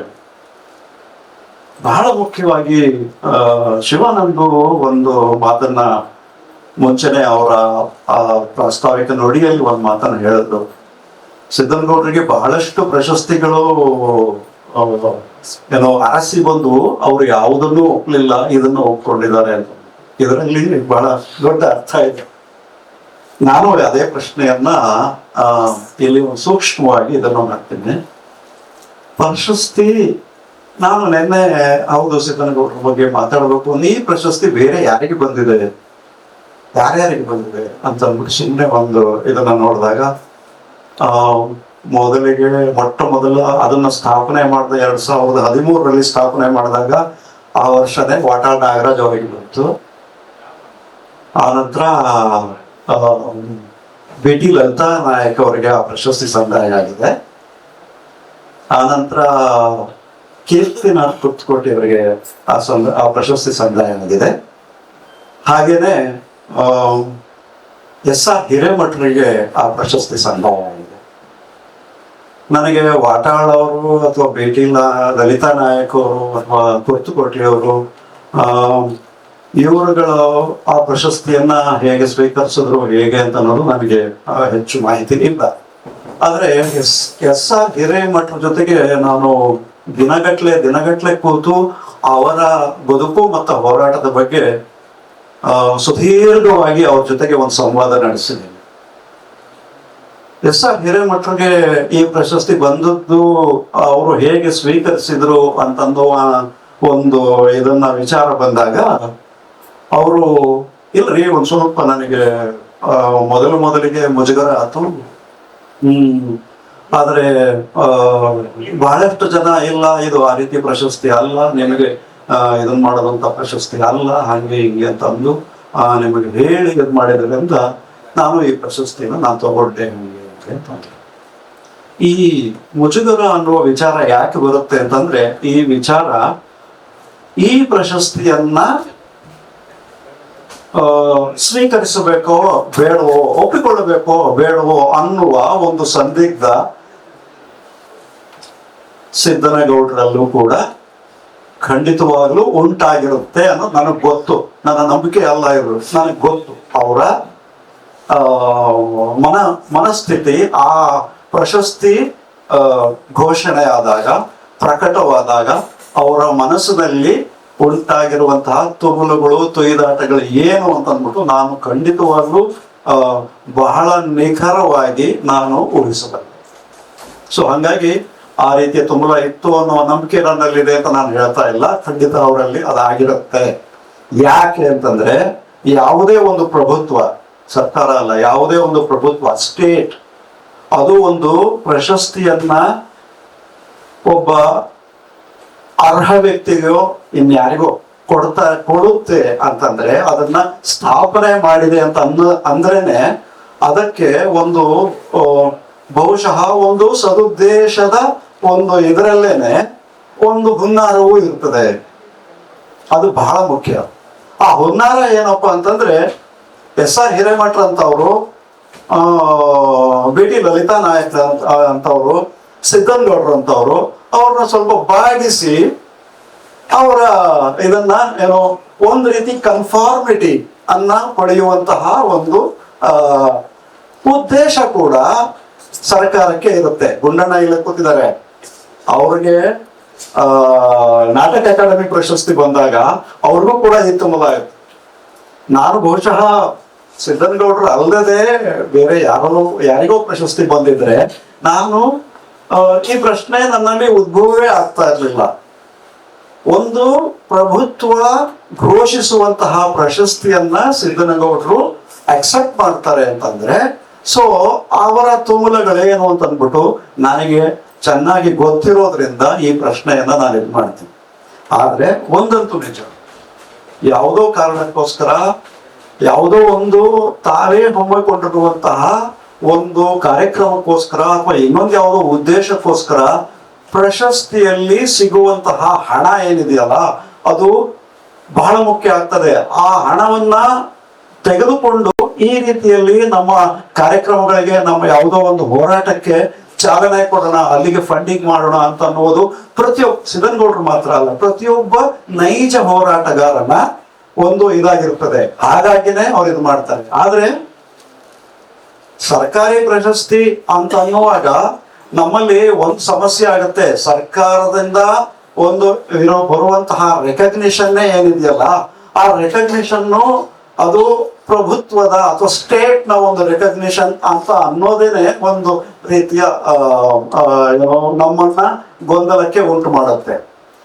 ಇದು ಯಾಕೆ ಅಂತಂದ್ರೆ ನಮ್ಮಲ್ಲಿ ಅಂಬೇಡ್ಕರ್ ಅವರು ಒಂದು ಮಾತನ್ನ ಹೇಳಿದ್ದಾರೆ, ನಮ್ಮಲ್ಲಿ 1947ರಲ್ಲಿ ಒಂದು ಮಾತನ್ನ ಹೇಳಿದ್ರು, ನಮಗೆ ಇಂದು ರಾಜಕೀಯ ಪ್ರಜಾಪ್ರಭುತ್ವ ಬಂದಿದೆ, ಸಾಮಾಜಿಕ ಪ್ರಜಾಪ್ರಭುತ್ವ ಬಂದಿಲ್ಲ ಅಂತನ್ನುವ ಮಾತನ್ನ.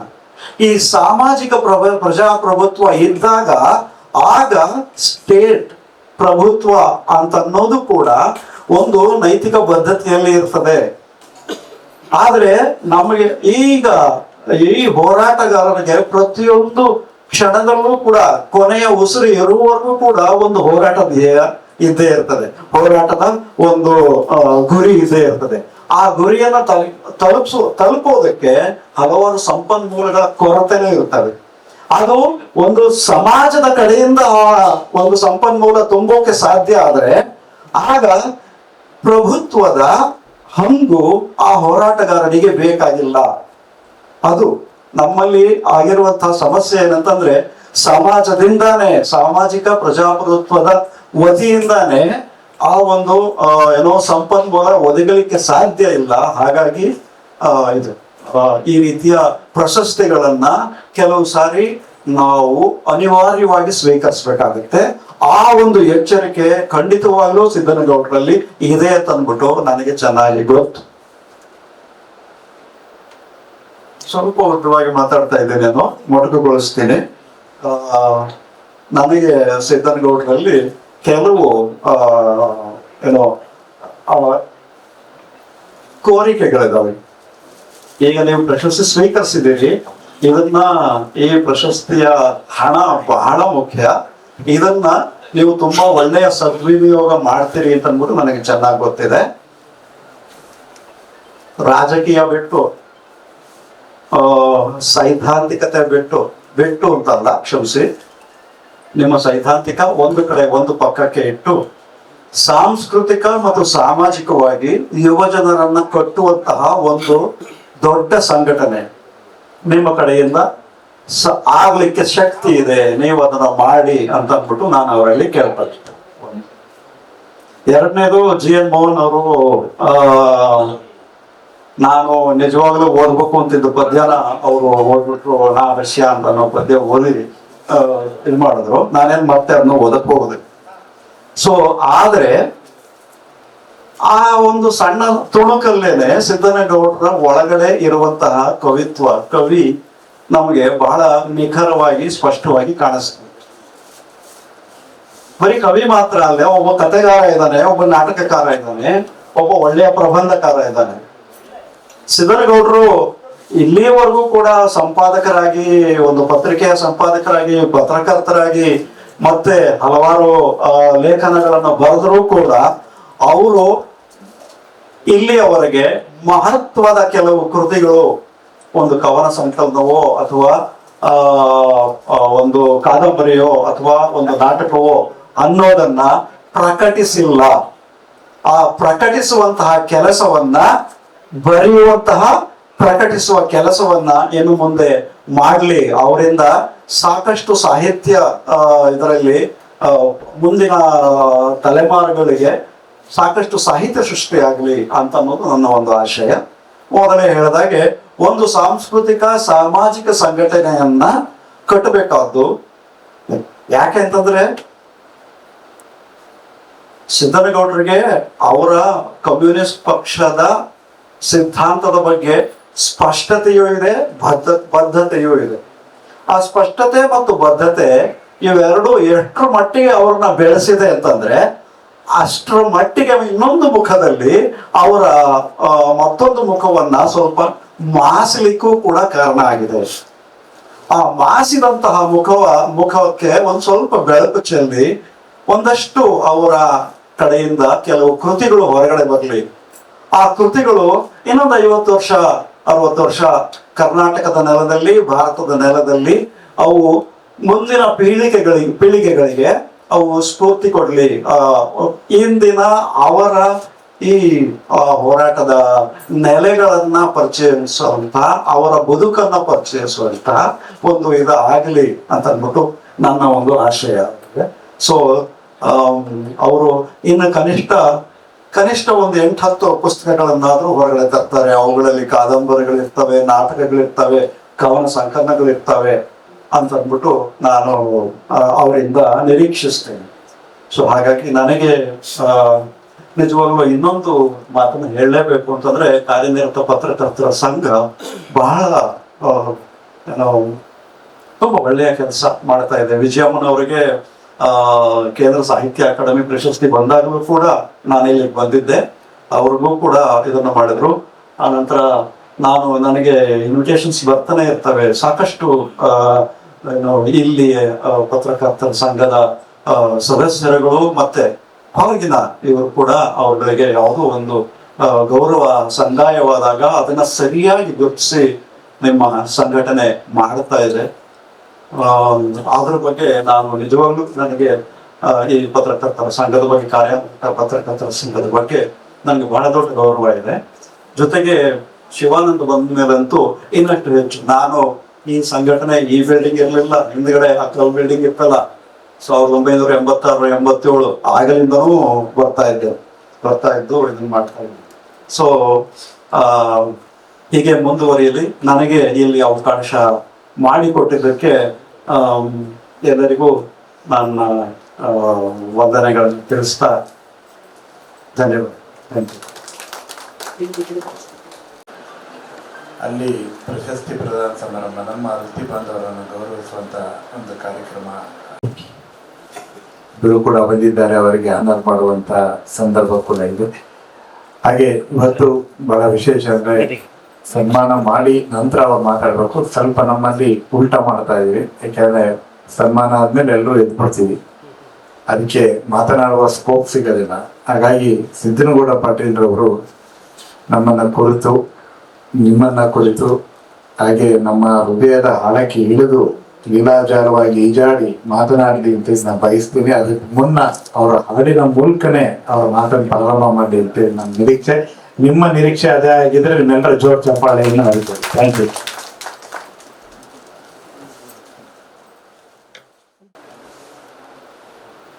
ಕಾರ್ಯನಿರತ ಪತ್ರಕರ್ತರ ಸಂಘದ ಈ ಕಾರ್ಯಕ್ರಮದ ಅಧ್ಯಕ್ಷತೆ ವಹಿಸಿರ್ತಕ್ಕಂಥ ಗೆಳೆಯ ಶಿವಣ್ಣ ತಗಡೂರವರೇ, ಇಷ್ಟೊತ್ತು ಮಾತನಾಡಿರ್ತಕ್ಕಂಥ ಗೆಳೆಯ GN ಮೋಹನ್ ಅವರೇ, ಕೇಸರಿ ಅವರು, ಸಂಘಟನೆಯ ಎಲ್ಲ ಪದಾಧಿಕಾರಿಗಳಿಗೆ ಹಾಗೂ ಈ ಕಾರ್ಯಕ್ರಮದಲ್ಲಿ ಇರ್ತಕ್ಕಂಥ ಎಲ್ಲ ಬಂಧುಗಳಿಗೆ,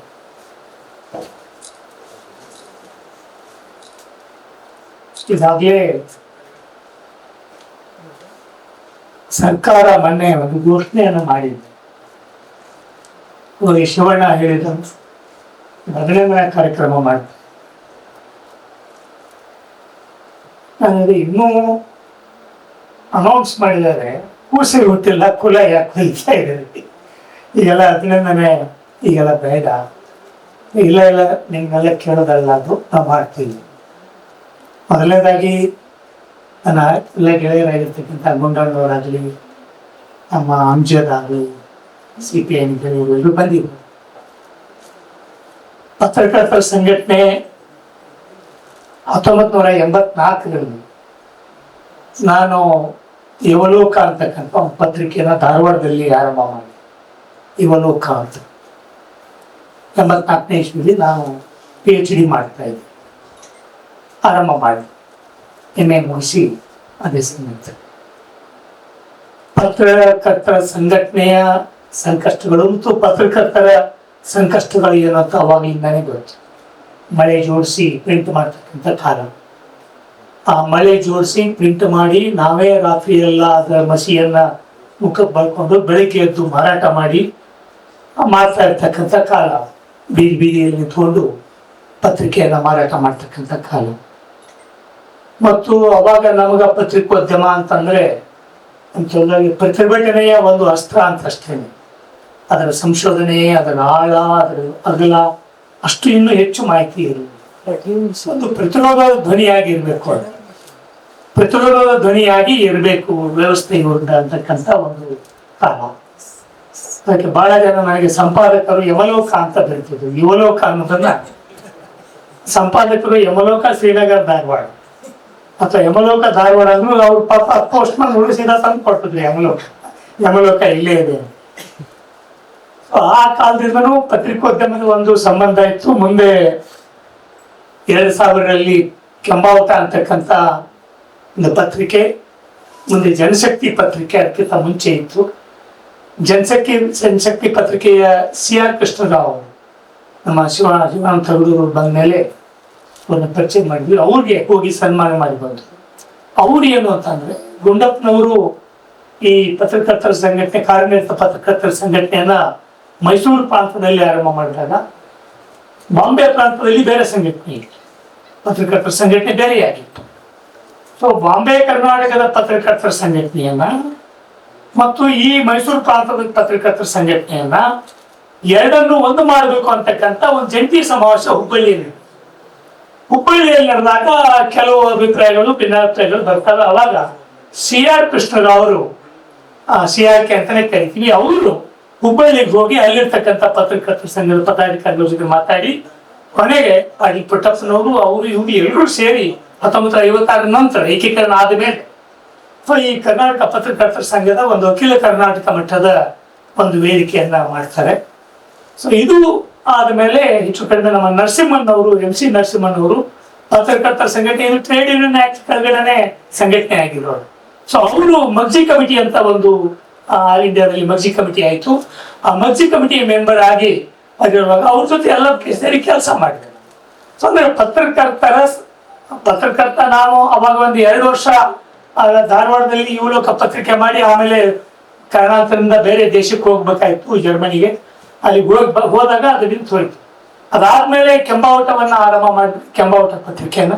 ಸೊ ಕೆಂಬಾವಟ ಪತ್ರಿಕೆ ಒಂದು ತಾತ್ವಿಕ ನಿಲುವಿಗೆ ಬದ್ಧವಂತದ್ದು. ಈಗ ಹೊಸತು ಪತ್ರಿಕೆ ಇನ್ನು ಸ್ವಲ್ಪ ಲಿಬರಲ್, ಕೆಂಬಾವಟದಷ್ಟಲ್ಲ ಹೊಸತು ಪತ್ರಿಕೆ. ಇಷ್ಟೆಲ್ಲ ಸುಮಾರು ಒಂದು 10 ವರ್ಷ, ಅವಾಗ ಈಗ ಒಂದು 15 ವರ್ಷ, ಒಂದ್ 2 ವರ್ಷ, ಒಂದು 20-22 ವರ್ಷ ನನ್ನ ಚಳವಳಿ ಜೊತೆಗೆ ಪತ್ರಕರ್ತನಾಗಿ ಕೆಲಸ ಮಾಡಿದ್ರಿಂದ ನನಗೆ ಒಂದು ದಿನ ಈ DN ಮೋಹನ್ ಮತ್ತು ಶಿವಣ್ಣ ತಗಡೂರವರು ಒಂದು ದಿನ ಈ ಪತ್ರಕರ್ತರ ಸಂಘಟನೆಯ ಸದಸ್ಯತ್ವವನ್ನು ತಂದುಕೊಡ್ರು. ಸ್ವಲ್ಪ ಭಾವುಕನಾಗ, ಯಾಕಂದ್ರೆ ಪತ್ರಿಕಾ ರಂಗದ ಜೊತೆ, ಪತ್ರಿಕೋದ್ಯಮ ಅನ್ನೋದು ತಪ್ಪದು, ಉದ್ಯಮ ಅಲ್ಲ. ಸೊ ಪತ್ರಿಕಾ ಕರ್ತನಾಗಿ ಮಾಡಿದಂತ ಇಷ್ಟು ವರ್ಷದ ಒಂದು ಅನುಭವ ಏನಿತ್ತಲ್ಲ, ಸೊ ಅದಕ್ಕೆ ಒಂದು ಮಾನ್ಯತೆಯನ್ನ ಇಬ್ರು ಗೆಳೆಯರು ಮತ್ತು ಈ ಎಲ್ಲ ಪದಾಧಿಕಾರಿಗಳು ಆ ಕಾರ್ಡನ್ನು ಮಾಡಿಕೊಟ್ಟಾಗ ನಾನು ಹೇಳಿದೆ ಅವರಿಗೆ, ಸೊ ಇಷ್ಟು ವರ್ಷ ಪತ್ರಿಕಾ ರಂಗದಲ್ಲಿ ಇದ್ದಾಗ್ಲೂ ಸೊ ಈ ಒಂದು ಮಾನ್ಯತೆಯನ್ನು ನೀವು ಕೊಟ್ಟಿದ್ರಲ್ಲ ಬಹಳ ದೊಡ್ಡದು ಅಂತ. ಅಂತ ಒಂದು ಗೆಳೆಯರ ಬಳಗ ಇವತ್ತು ಈ ಒಂದು ಅಭಿನಂದನಾ ಕಾರ್ಯಕ್ರಮವನ್ನು ಹಾಕಿದ್ದಾರೆ. ಸಂಗೊಳ್ಳಿ ರಾಯಣ್ಣ ಪ್ರಶಸ್ತಿ ಕಮಿಟಿಯ ಎಲ್ಲ ಪಿತೂರಿಗಾರರು ಇಲ್ಲೇ ಇರೋದ್ರಿಂದ GN ಮೋಹನ್ ಅವರು ಮತ್ತು ಮರುಸಿದ್ದಪ್ಪನವರು, ಸಿದ್ದು ಮೂಲ್ಗೆ ಅಂತಕ್ಕಂಥ ಇನ್ನೊಬ್ರು ಗೆಳೆಯರು, ಅರ್ಜಳಿನ ಎಲ್ಲರೂ ಗೆಳೆಯರು ಆ ಸಮಿತಿಯಲ್ಲಿ ಇರೋದ್ರಿಂದ ಮಾಡಿದ್ದಾರೆ. ಈ ಪ್ರಶಸ್ತಿ ಅನ್ನೋದು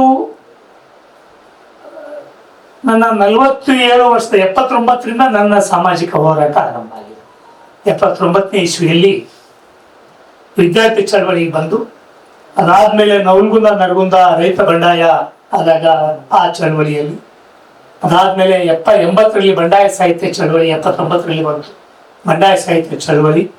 ಸೊ ಗೋಕಾಕ್ ಚಳವಳಿ ಅಂದ್ರೆ ಮೊದಲು ಗೋಕಾಕ್ ಗೋ ಬ್ಯಾಕ್ ಚಳವಳಿ, ಆ ನಂತರ ಗೋಕಾಕ್ ವರದಿ ಜಾರಿ ಬರಲಿ ಚಳವಳಿ, ಇವು ನನ್ನ ಆರಂಭಿಕ ಕಾಲದ ಚಳವಳಿ ಆಗ್ತದೆ. ಅಲ್ಲಿಂದ ಇಲ್ಲಿವರೆಗೂ ಬಂದಿರತಕ್ಕಂಥ 47 ವರ್ಷದ ಸಾಮಾಜಿಕ ಚಳವಳಿಯಲ್ಲಿ ಯಾವತ್ತೂ ಹಲವಾರು ಪ್ರಶಸ್ತಿಗಳಿದ್ದು, ಆದರೆ ಸರ್ಕಾರಿ ಪ್ರಶಸ್ತಿ ಅಂತ ಕೇಸರಿ ಹಾಗೂ ಅವ್ರು ಹೇಳಿದಾಗೆ ಇದು ಮುಜುಗುರನೂ ಹೌದು, ಸಂತೋಷನೂ ಹೌದು. ಸಂತೋಷ ಏನಂದ್ರೆ ಇಡೀ ಚಳವಳಿಗಳನ್ನ ಗುರುತಿಸ್ತಾರೆ.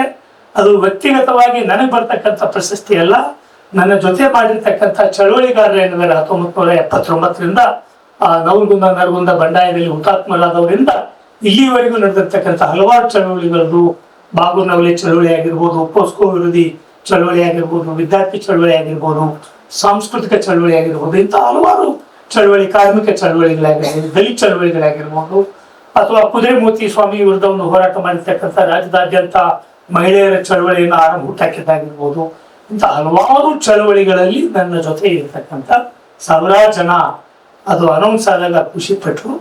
ನನಗೆ ಕೇಳಿದ್ರು ಮೊದಲು ನಿಮ್ಮ ಬಯೋಡಾಟಾ ಕೊಡಿ ಅಂತ. ನಾನು ಯಾರಿಗೂ ಬಯೋಡಾಟಾ ಕೊಟ್ಟಿರಲಿಲ್ಲ.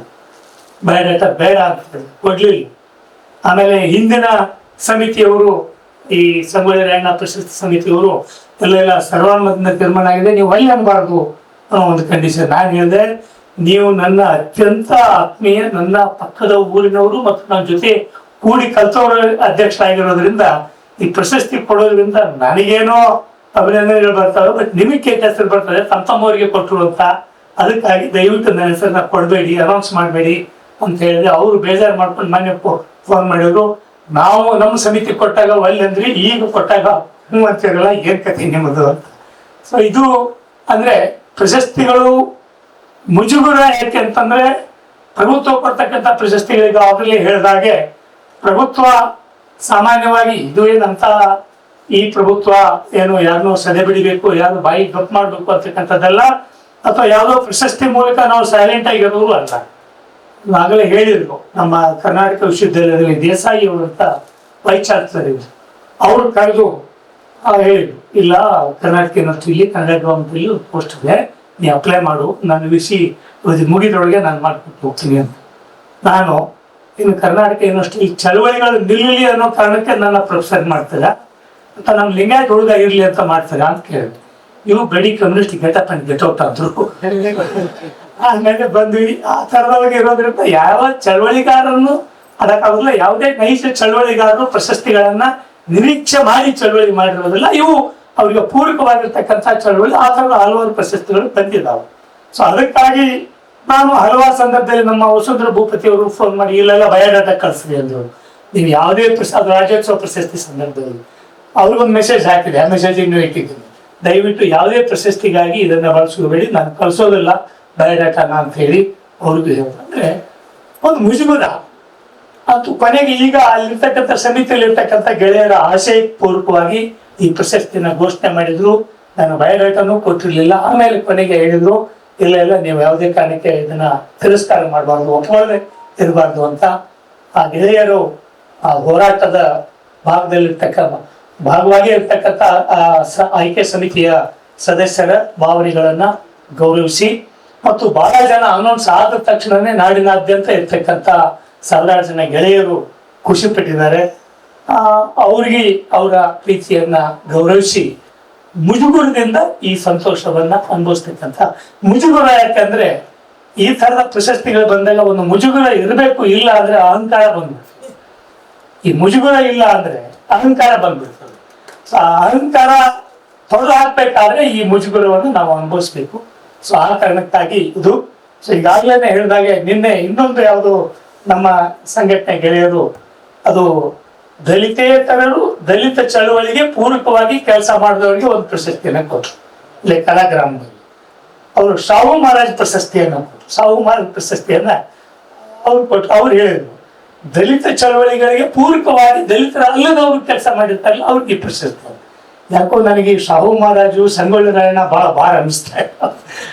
ಆದ್ರೂ ಇದು ಚಳವಳಿಗಳಿಗೆ ಮಾನ್ಯತೆ ಕೊಡ್ತಾ ಇರ್ತಕ್ಕಂಥ ಸರ್ಕಾರದ ನೀತಿಯನ್ನ ಗೌರವಿಸಿ ಈ 47 ವರ್ಷದ ಸಾಮಾಜಿಕ ಜೀವನದಲ್ಲಿ ಮೊದಲ ಬಾರಿಗೆ ಏನೊಂದು ಸರ್ಕಾರಿ ಪ್ರಭುತ್ವದ ಮೂಲಕ ಬರ್ತಾ ಇರ್ತಕ್ಕಂಥ ಗೌರವ ಇದೆ, ಅದನ್ನು ನಾನು ಗೌರವಿಸ್ತೇನೆ. ಮತ್ತು ಇದನ್ನ ನಾಡಿನ ಎಲ್ಲ ಜನಪರ ಚಳವಳಿಗಾರರಿಗೆ ಈ ಪ್ರಶಸ್ತಿ ಅರ್ಪಿತ ಆಗ್ತದೆ. ಎರಡನೇದಾಗಿ ಕೇಸರಿ ಅವರು ಹೇಳಿದಾಗೆ ಅದೇನೋ ಇನ್ನು ಗೊತ್ತಿಲ್ಲ ನನಗೆ ಏನ್ ಕತೆ ಎಂದಂತ ಏನೋ ಅನೌನ್ಸ್ ಮಾಡಿಲ್ಲ. ಅವ್ರು ಏನಾದ್ರು ಆ ಥರದೊಂದು ಏನಾದ್ರು ಅಮೌಂಟ್ ಕೊಟ್ಟರೆ, ಈಗಾಗಲೇ ಧಾರವಾಡದಲ್ಲಿ ಒಂದು ತರಬೇತಿ ಕೇಂದ್ರವನ್ನ ನಾವು ಆರಂಭ ಮಾಡಿದ್ದೀವಿ.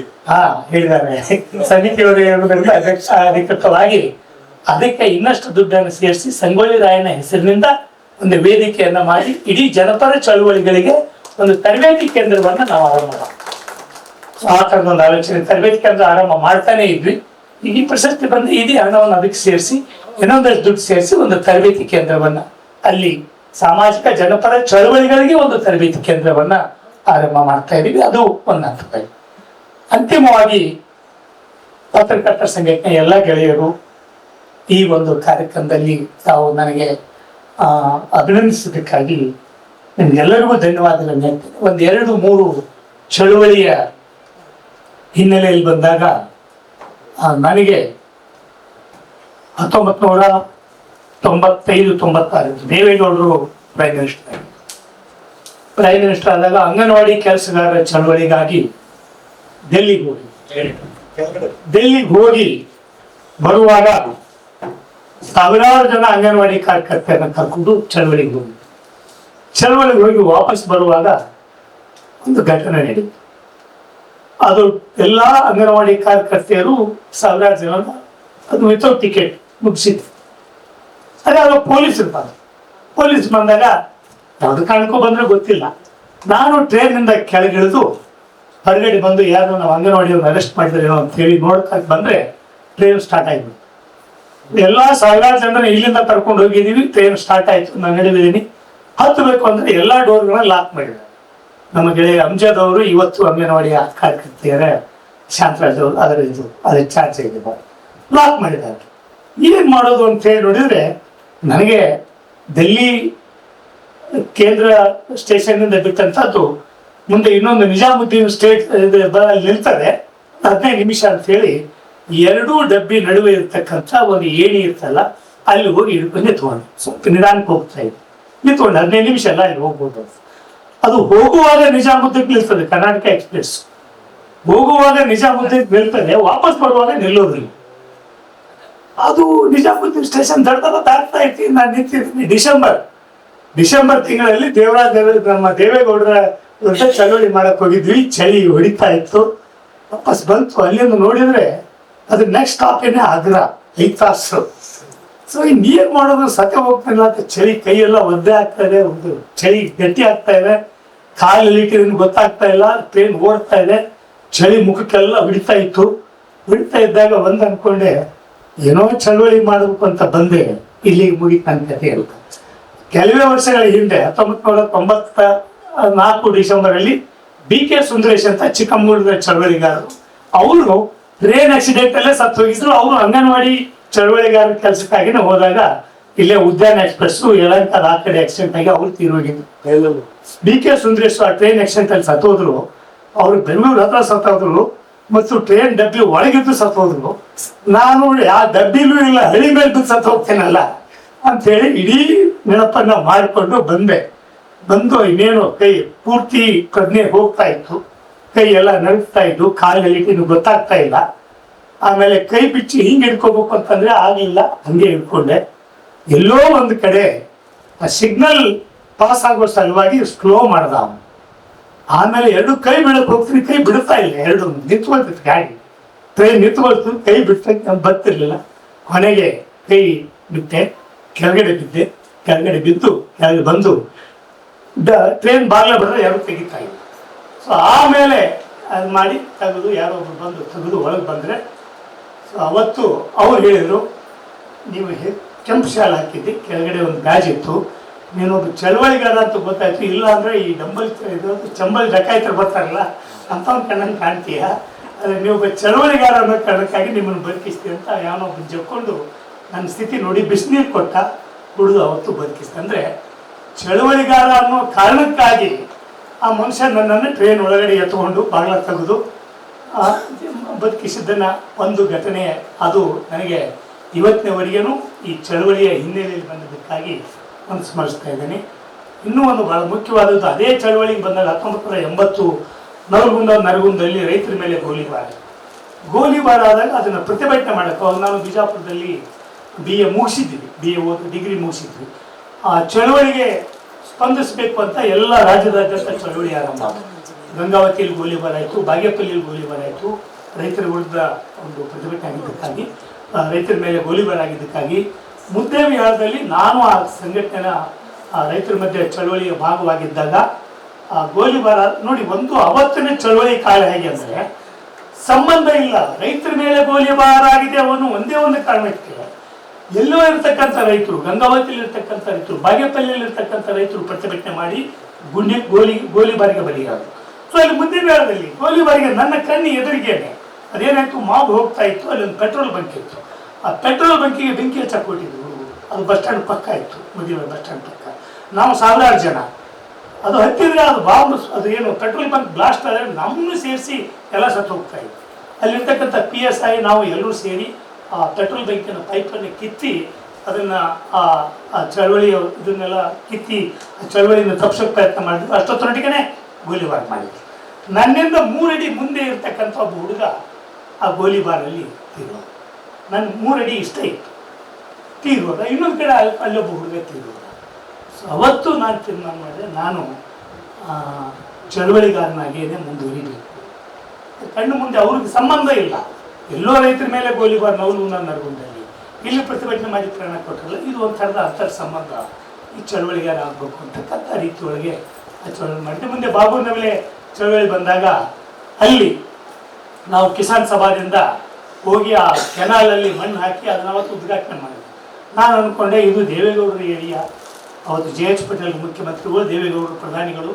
ಸೊ ಆ ಟೈಮಲ್ಲಿ ನಾವು ಹೋಗಿ ಇದನ್ನು ಮಾಡ್ತೀವಲ್ಲ, ಏನು ಜನ ಹೊಡೆದೇ ಬಿಡ್ತಾರೇನೋ ಅಂತ ಭಯದಲ್ಲಿ ಇದ್ದೆ ನಾನು.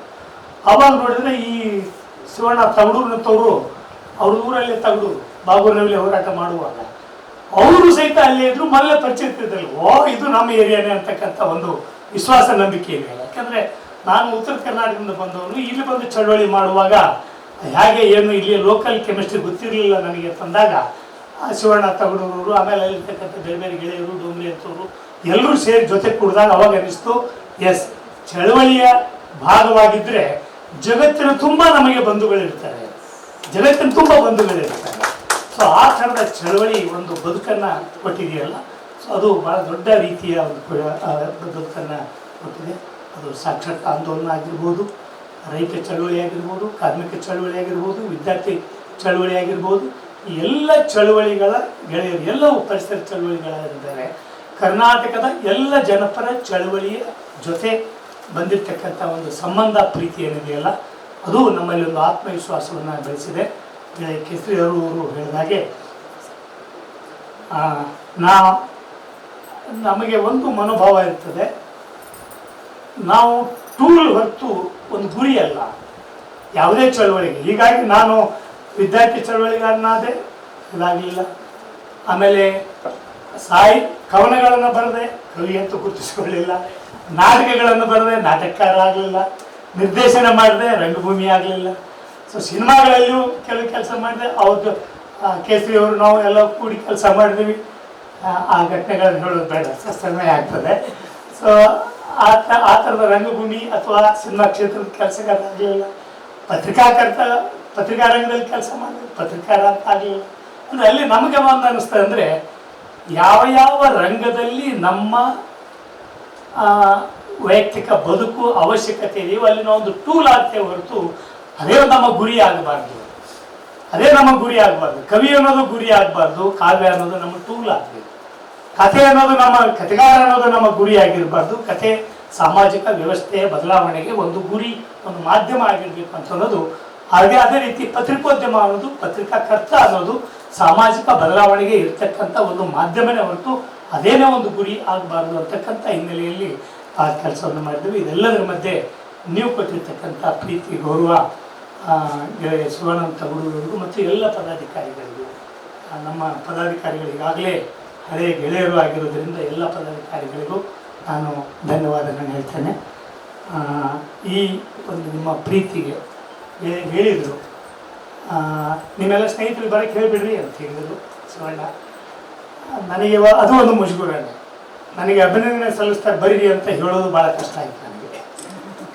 ಅದಕ್ಕಾಗಿ ನಮ್ಮ ಗೆಳೆಯ ಶಾಂತರಾಜ್ಗೆ ಹೇಳಿದೆ, ನೋಡಪ್ಪ ನೀನೇ ಗೆಳೆಯರಿಗೆ ಹೇಳು, ನನಗೆ ಅಭಿನಂದನೆ ಸಲ್ಲಿಸ್ತಾರೆ ಬರೀ ಅಂತ ಹೇಳೋದು ನನ್ನ ಕೈಲಿ ಆಗೋದಿಲ್ಲ, ಆ ಕಾರಣಕ್ಕಾಗಿ ಹೇಳು ಅಂತ ಹೇಳಿದೆ. ಸೊ ಎಲ್ಲರೂ ಬಂದಿದ್ದಿಲ್ಲ, ನೀವೆಲ್ಲ ಬಂದು ಮಾತಾಡಿದ್ರು. ಗೆಳೆಯರಿಂದ ನಾವು ಪ್ರೀತಿನ ಬಂದಿದ್ದಾರೆ. ಸೊ ಮೋಹನ್ ಅಂತೂ ಬರಲೇಬೇಕು, ಯಾಕಂದರೆ ಅವರೊಂದು ಪಾಪ ಮಾಡಿದ್ದಾರೆ, ನನ್ನ ತಂಗಿ ಶಿಫಾರಸು ಮಾಡಿ. ಸೊ ಕೇಸರಿ ಅವರು ಭಾಳ ಸಿಗಲಿಲ್ಲ. ಸೊ ನಿಮ್ಮೆಲ್ಲರಿಗೂ ಧನ್ಯವಾದಗಳು ಹೇಳ್ತೇನೆ. ನಿಮ್ಮ ಪ್ರೀತಿಗೆ ವಂದನೆಗಳು. ಸೊ ನಾನು ಒಬ್ಬನೇ ಹಾಡೋದಲ್ಲ, ನೀವು ಹಾಡ್ತೀನಿ ಅಂತ ಹೇಳಿದರೆ ಹಾಡ್ತೀನಿ. ಹಾಡಿ ಕೋರಸಲ್ಲಿ ಇರ್ತೀವಿ. ಕ್ರಾಂತಿಗೀತೆಗಳು BTS ಅಲ್ಲಿ ಬಹಳ ಆಡ್ತಾ ಇದ್ದಾರೆ. ಶಿವಣ್ಣವರು ಅವರು ರಂಗಭೂಮಿಯಲ್ಲಿ ಕೆಲಸ ಮಾಡಿದವ್ರ ಜೊತೆ ಧಾರವಾಡದಲ್ಲಿ ಜೊತೆ ನಾಟಕ ಮಾಡಿದ್ದೀನಿ ನನಗೆ 35 ವರ್ಷದಿಂದ.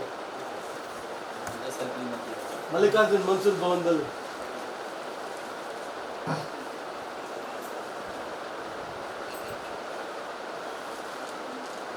ದೇಶ ಈ ದೇಶ ನಮ್ಮದು.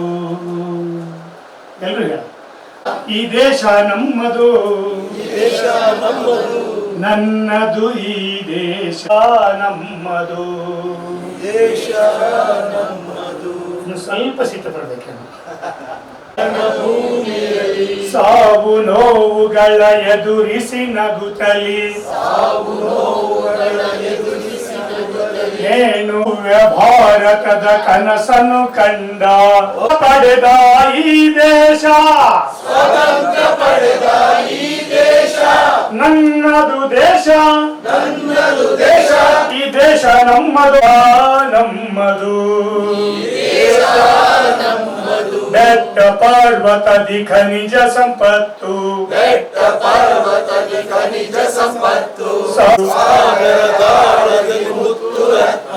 ದಂಡಕರಣ್ಯ ಸಹ್ಯಾದ್ರಿ ಕಾಡು, ನೂರಾರು ನನ್ನ ದೇಶ, ನೂರಾರು ನದಿಗಳು ಹರಿದಾಡು ಸುಂದರ ನಾಡು ನನ್ನ ದೇಶ. ಈ ದೇಶ ನಮ್ಮದು, ನನ್ನದು ಈ ದೇಶ.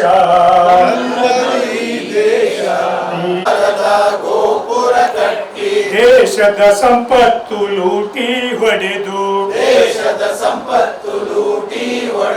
ಕೋಟ್ಯಾಧಿಪತಿಗಳೇ ಆಗಿ ಮೆರೆವರು, ಸುಲಿಗೆ ಕೋರರ ದುರಾಡಳಿತದಿ ನಲುಗಿಗೆ ಘೋರರ ದುರಾಡಳಿತದಿ ನಲುಗಿ ಹೋಗುತ್ತಿದೆ ನಮ್ಮ ದೇಶ. ಸುಲಿಗೆ ಘೋರರ ದುರಾಡಳಿತದಿ ನಲುಗಿ ಹೋಗುತ್ತಿದೆ ನಮ್ಮದು,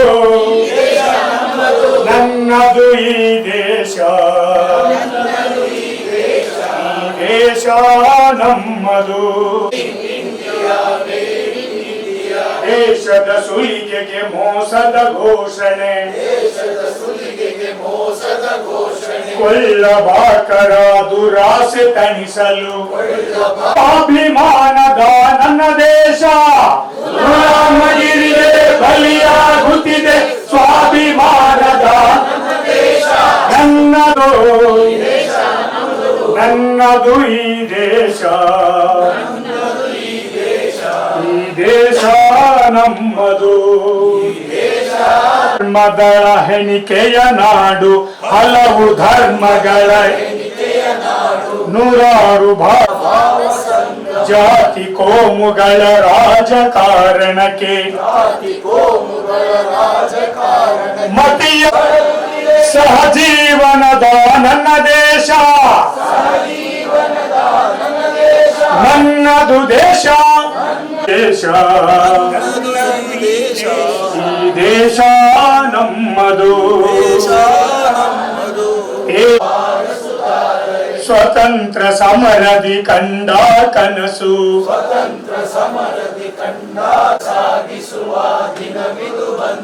ದುಷ್ಟರ ದಂಡಿಸಿ ಭ್ರಷ್ಟರ ಶಿಕ್ಷಿಸಿ ಕಟ್ಟೋಣ ದೇಶ. ನೀವು ಹೇಳ್ಬೋದು, ಈ ದೇಶ ನಮ್ಮದು, ನನ್ನದು ಈ ದೇಶ.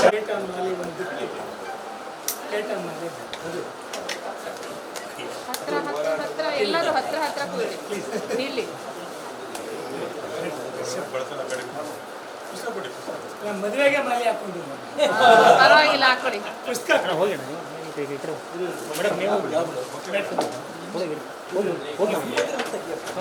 ಅಲ್ಲ ಇಲ್ಲಿ ಕ್ಯಾಮ್ರಾ ನೀವು ಹೋಗಿ ಮೇಡಮ್, ಮೇಲೆ ಹೋಗಿ ಲಾಸ್ಟ್ ಎಲ್ಲ ಆಗ್ಲಿ. ನೋಡಿ, ಹೇಗೆ ಸರಿ ಆಯ್ತಾ? ಪರ್ಫೆಕ್ಟಾ? ನಿಮ್ಮ ಚಪ್ಪಲೆ ಹೊಡಿಬೇಡಿ, ನಾವೆಲ್ಲ ಹೊಡಿಬೇಕು. ಫೋಟೋ ಚೆನ್ನಾಗಿ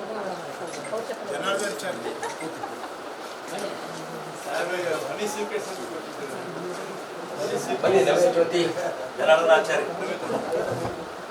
ಸೀಕ್ರೆಟ್ ಜನಾರ್ದನ್ ಬನ್ನಿ.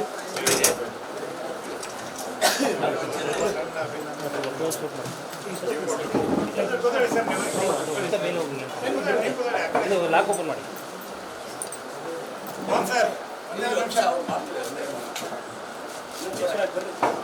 ಸ್ವಲ್ಪ ಸೈಡ್ ತೆಗಿ ಮೇಲೆ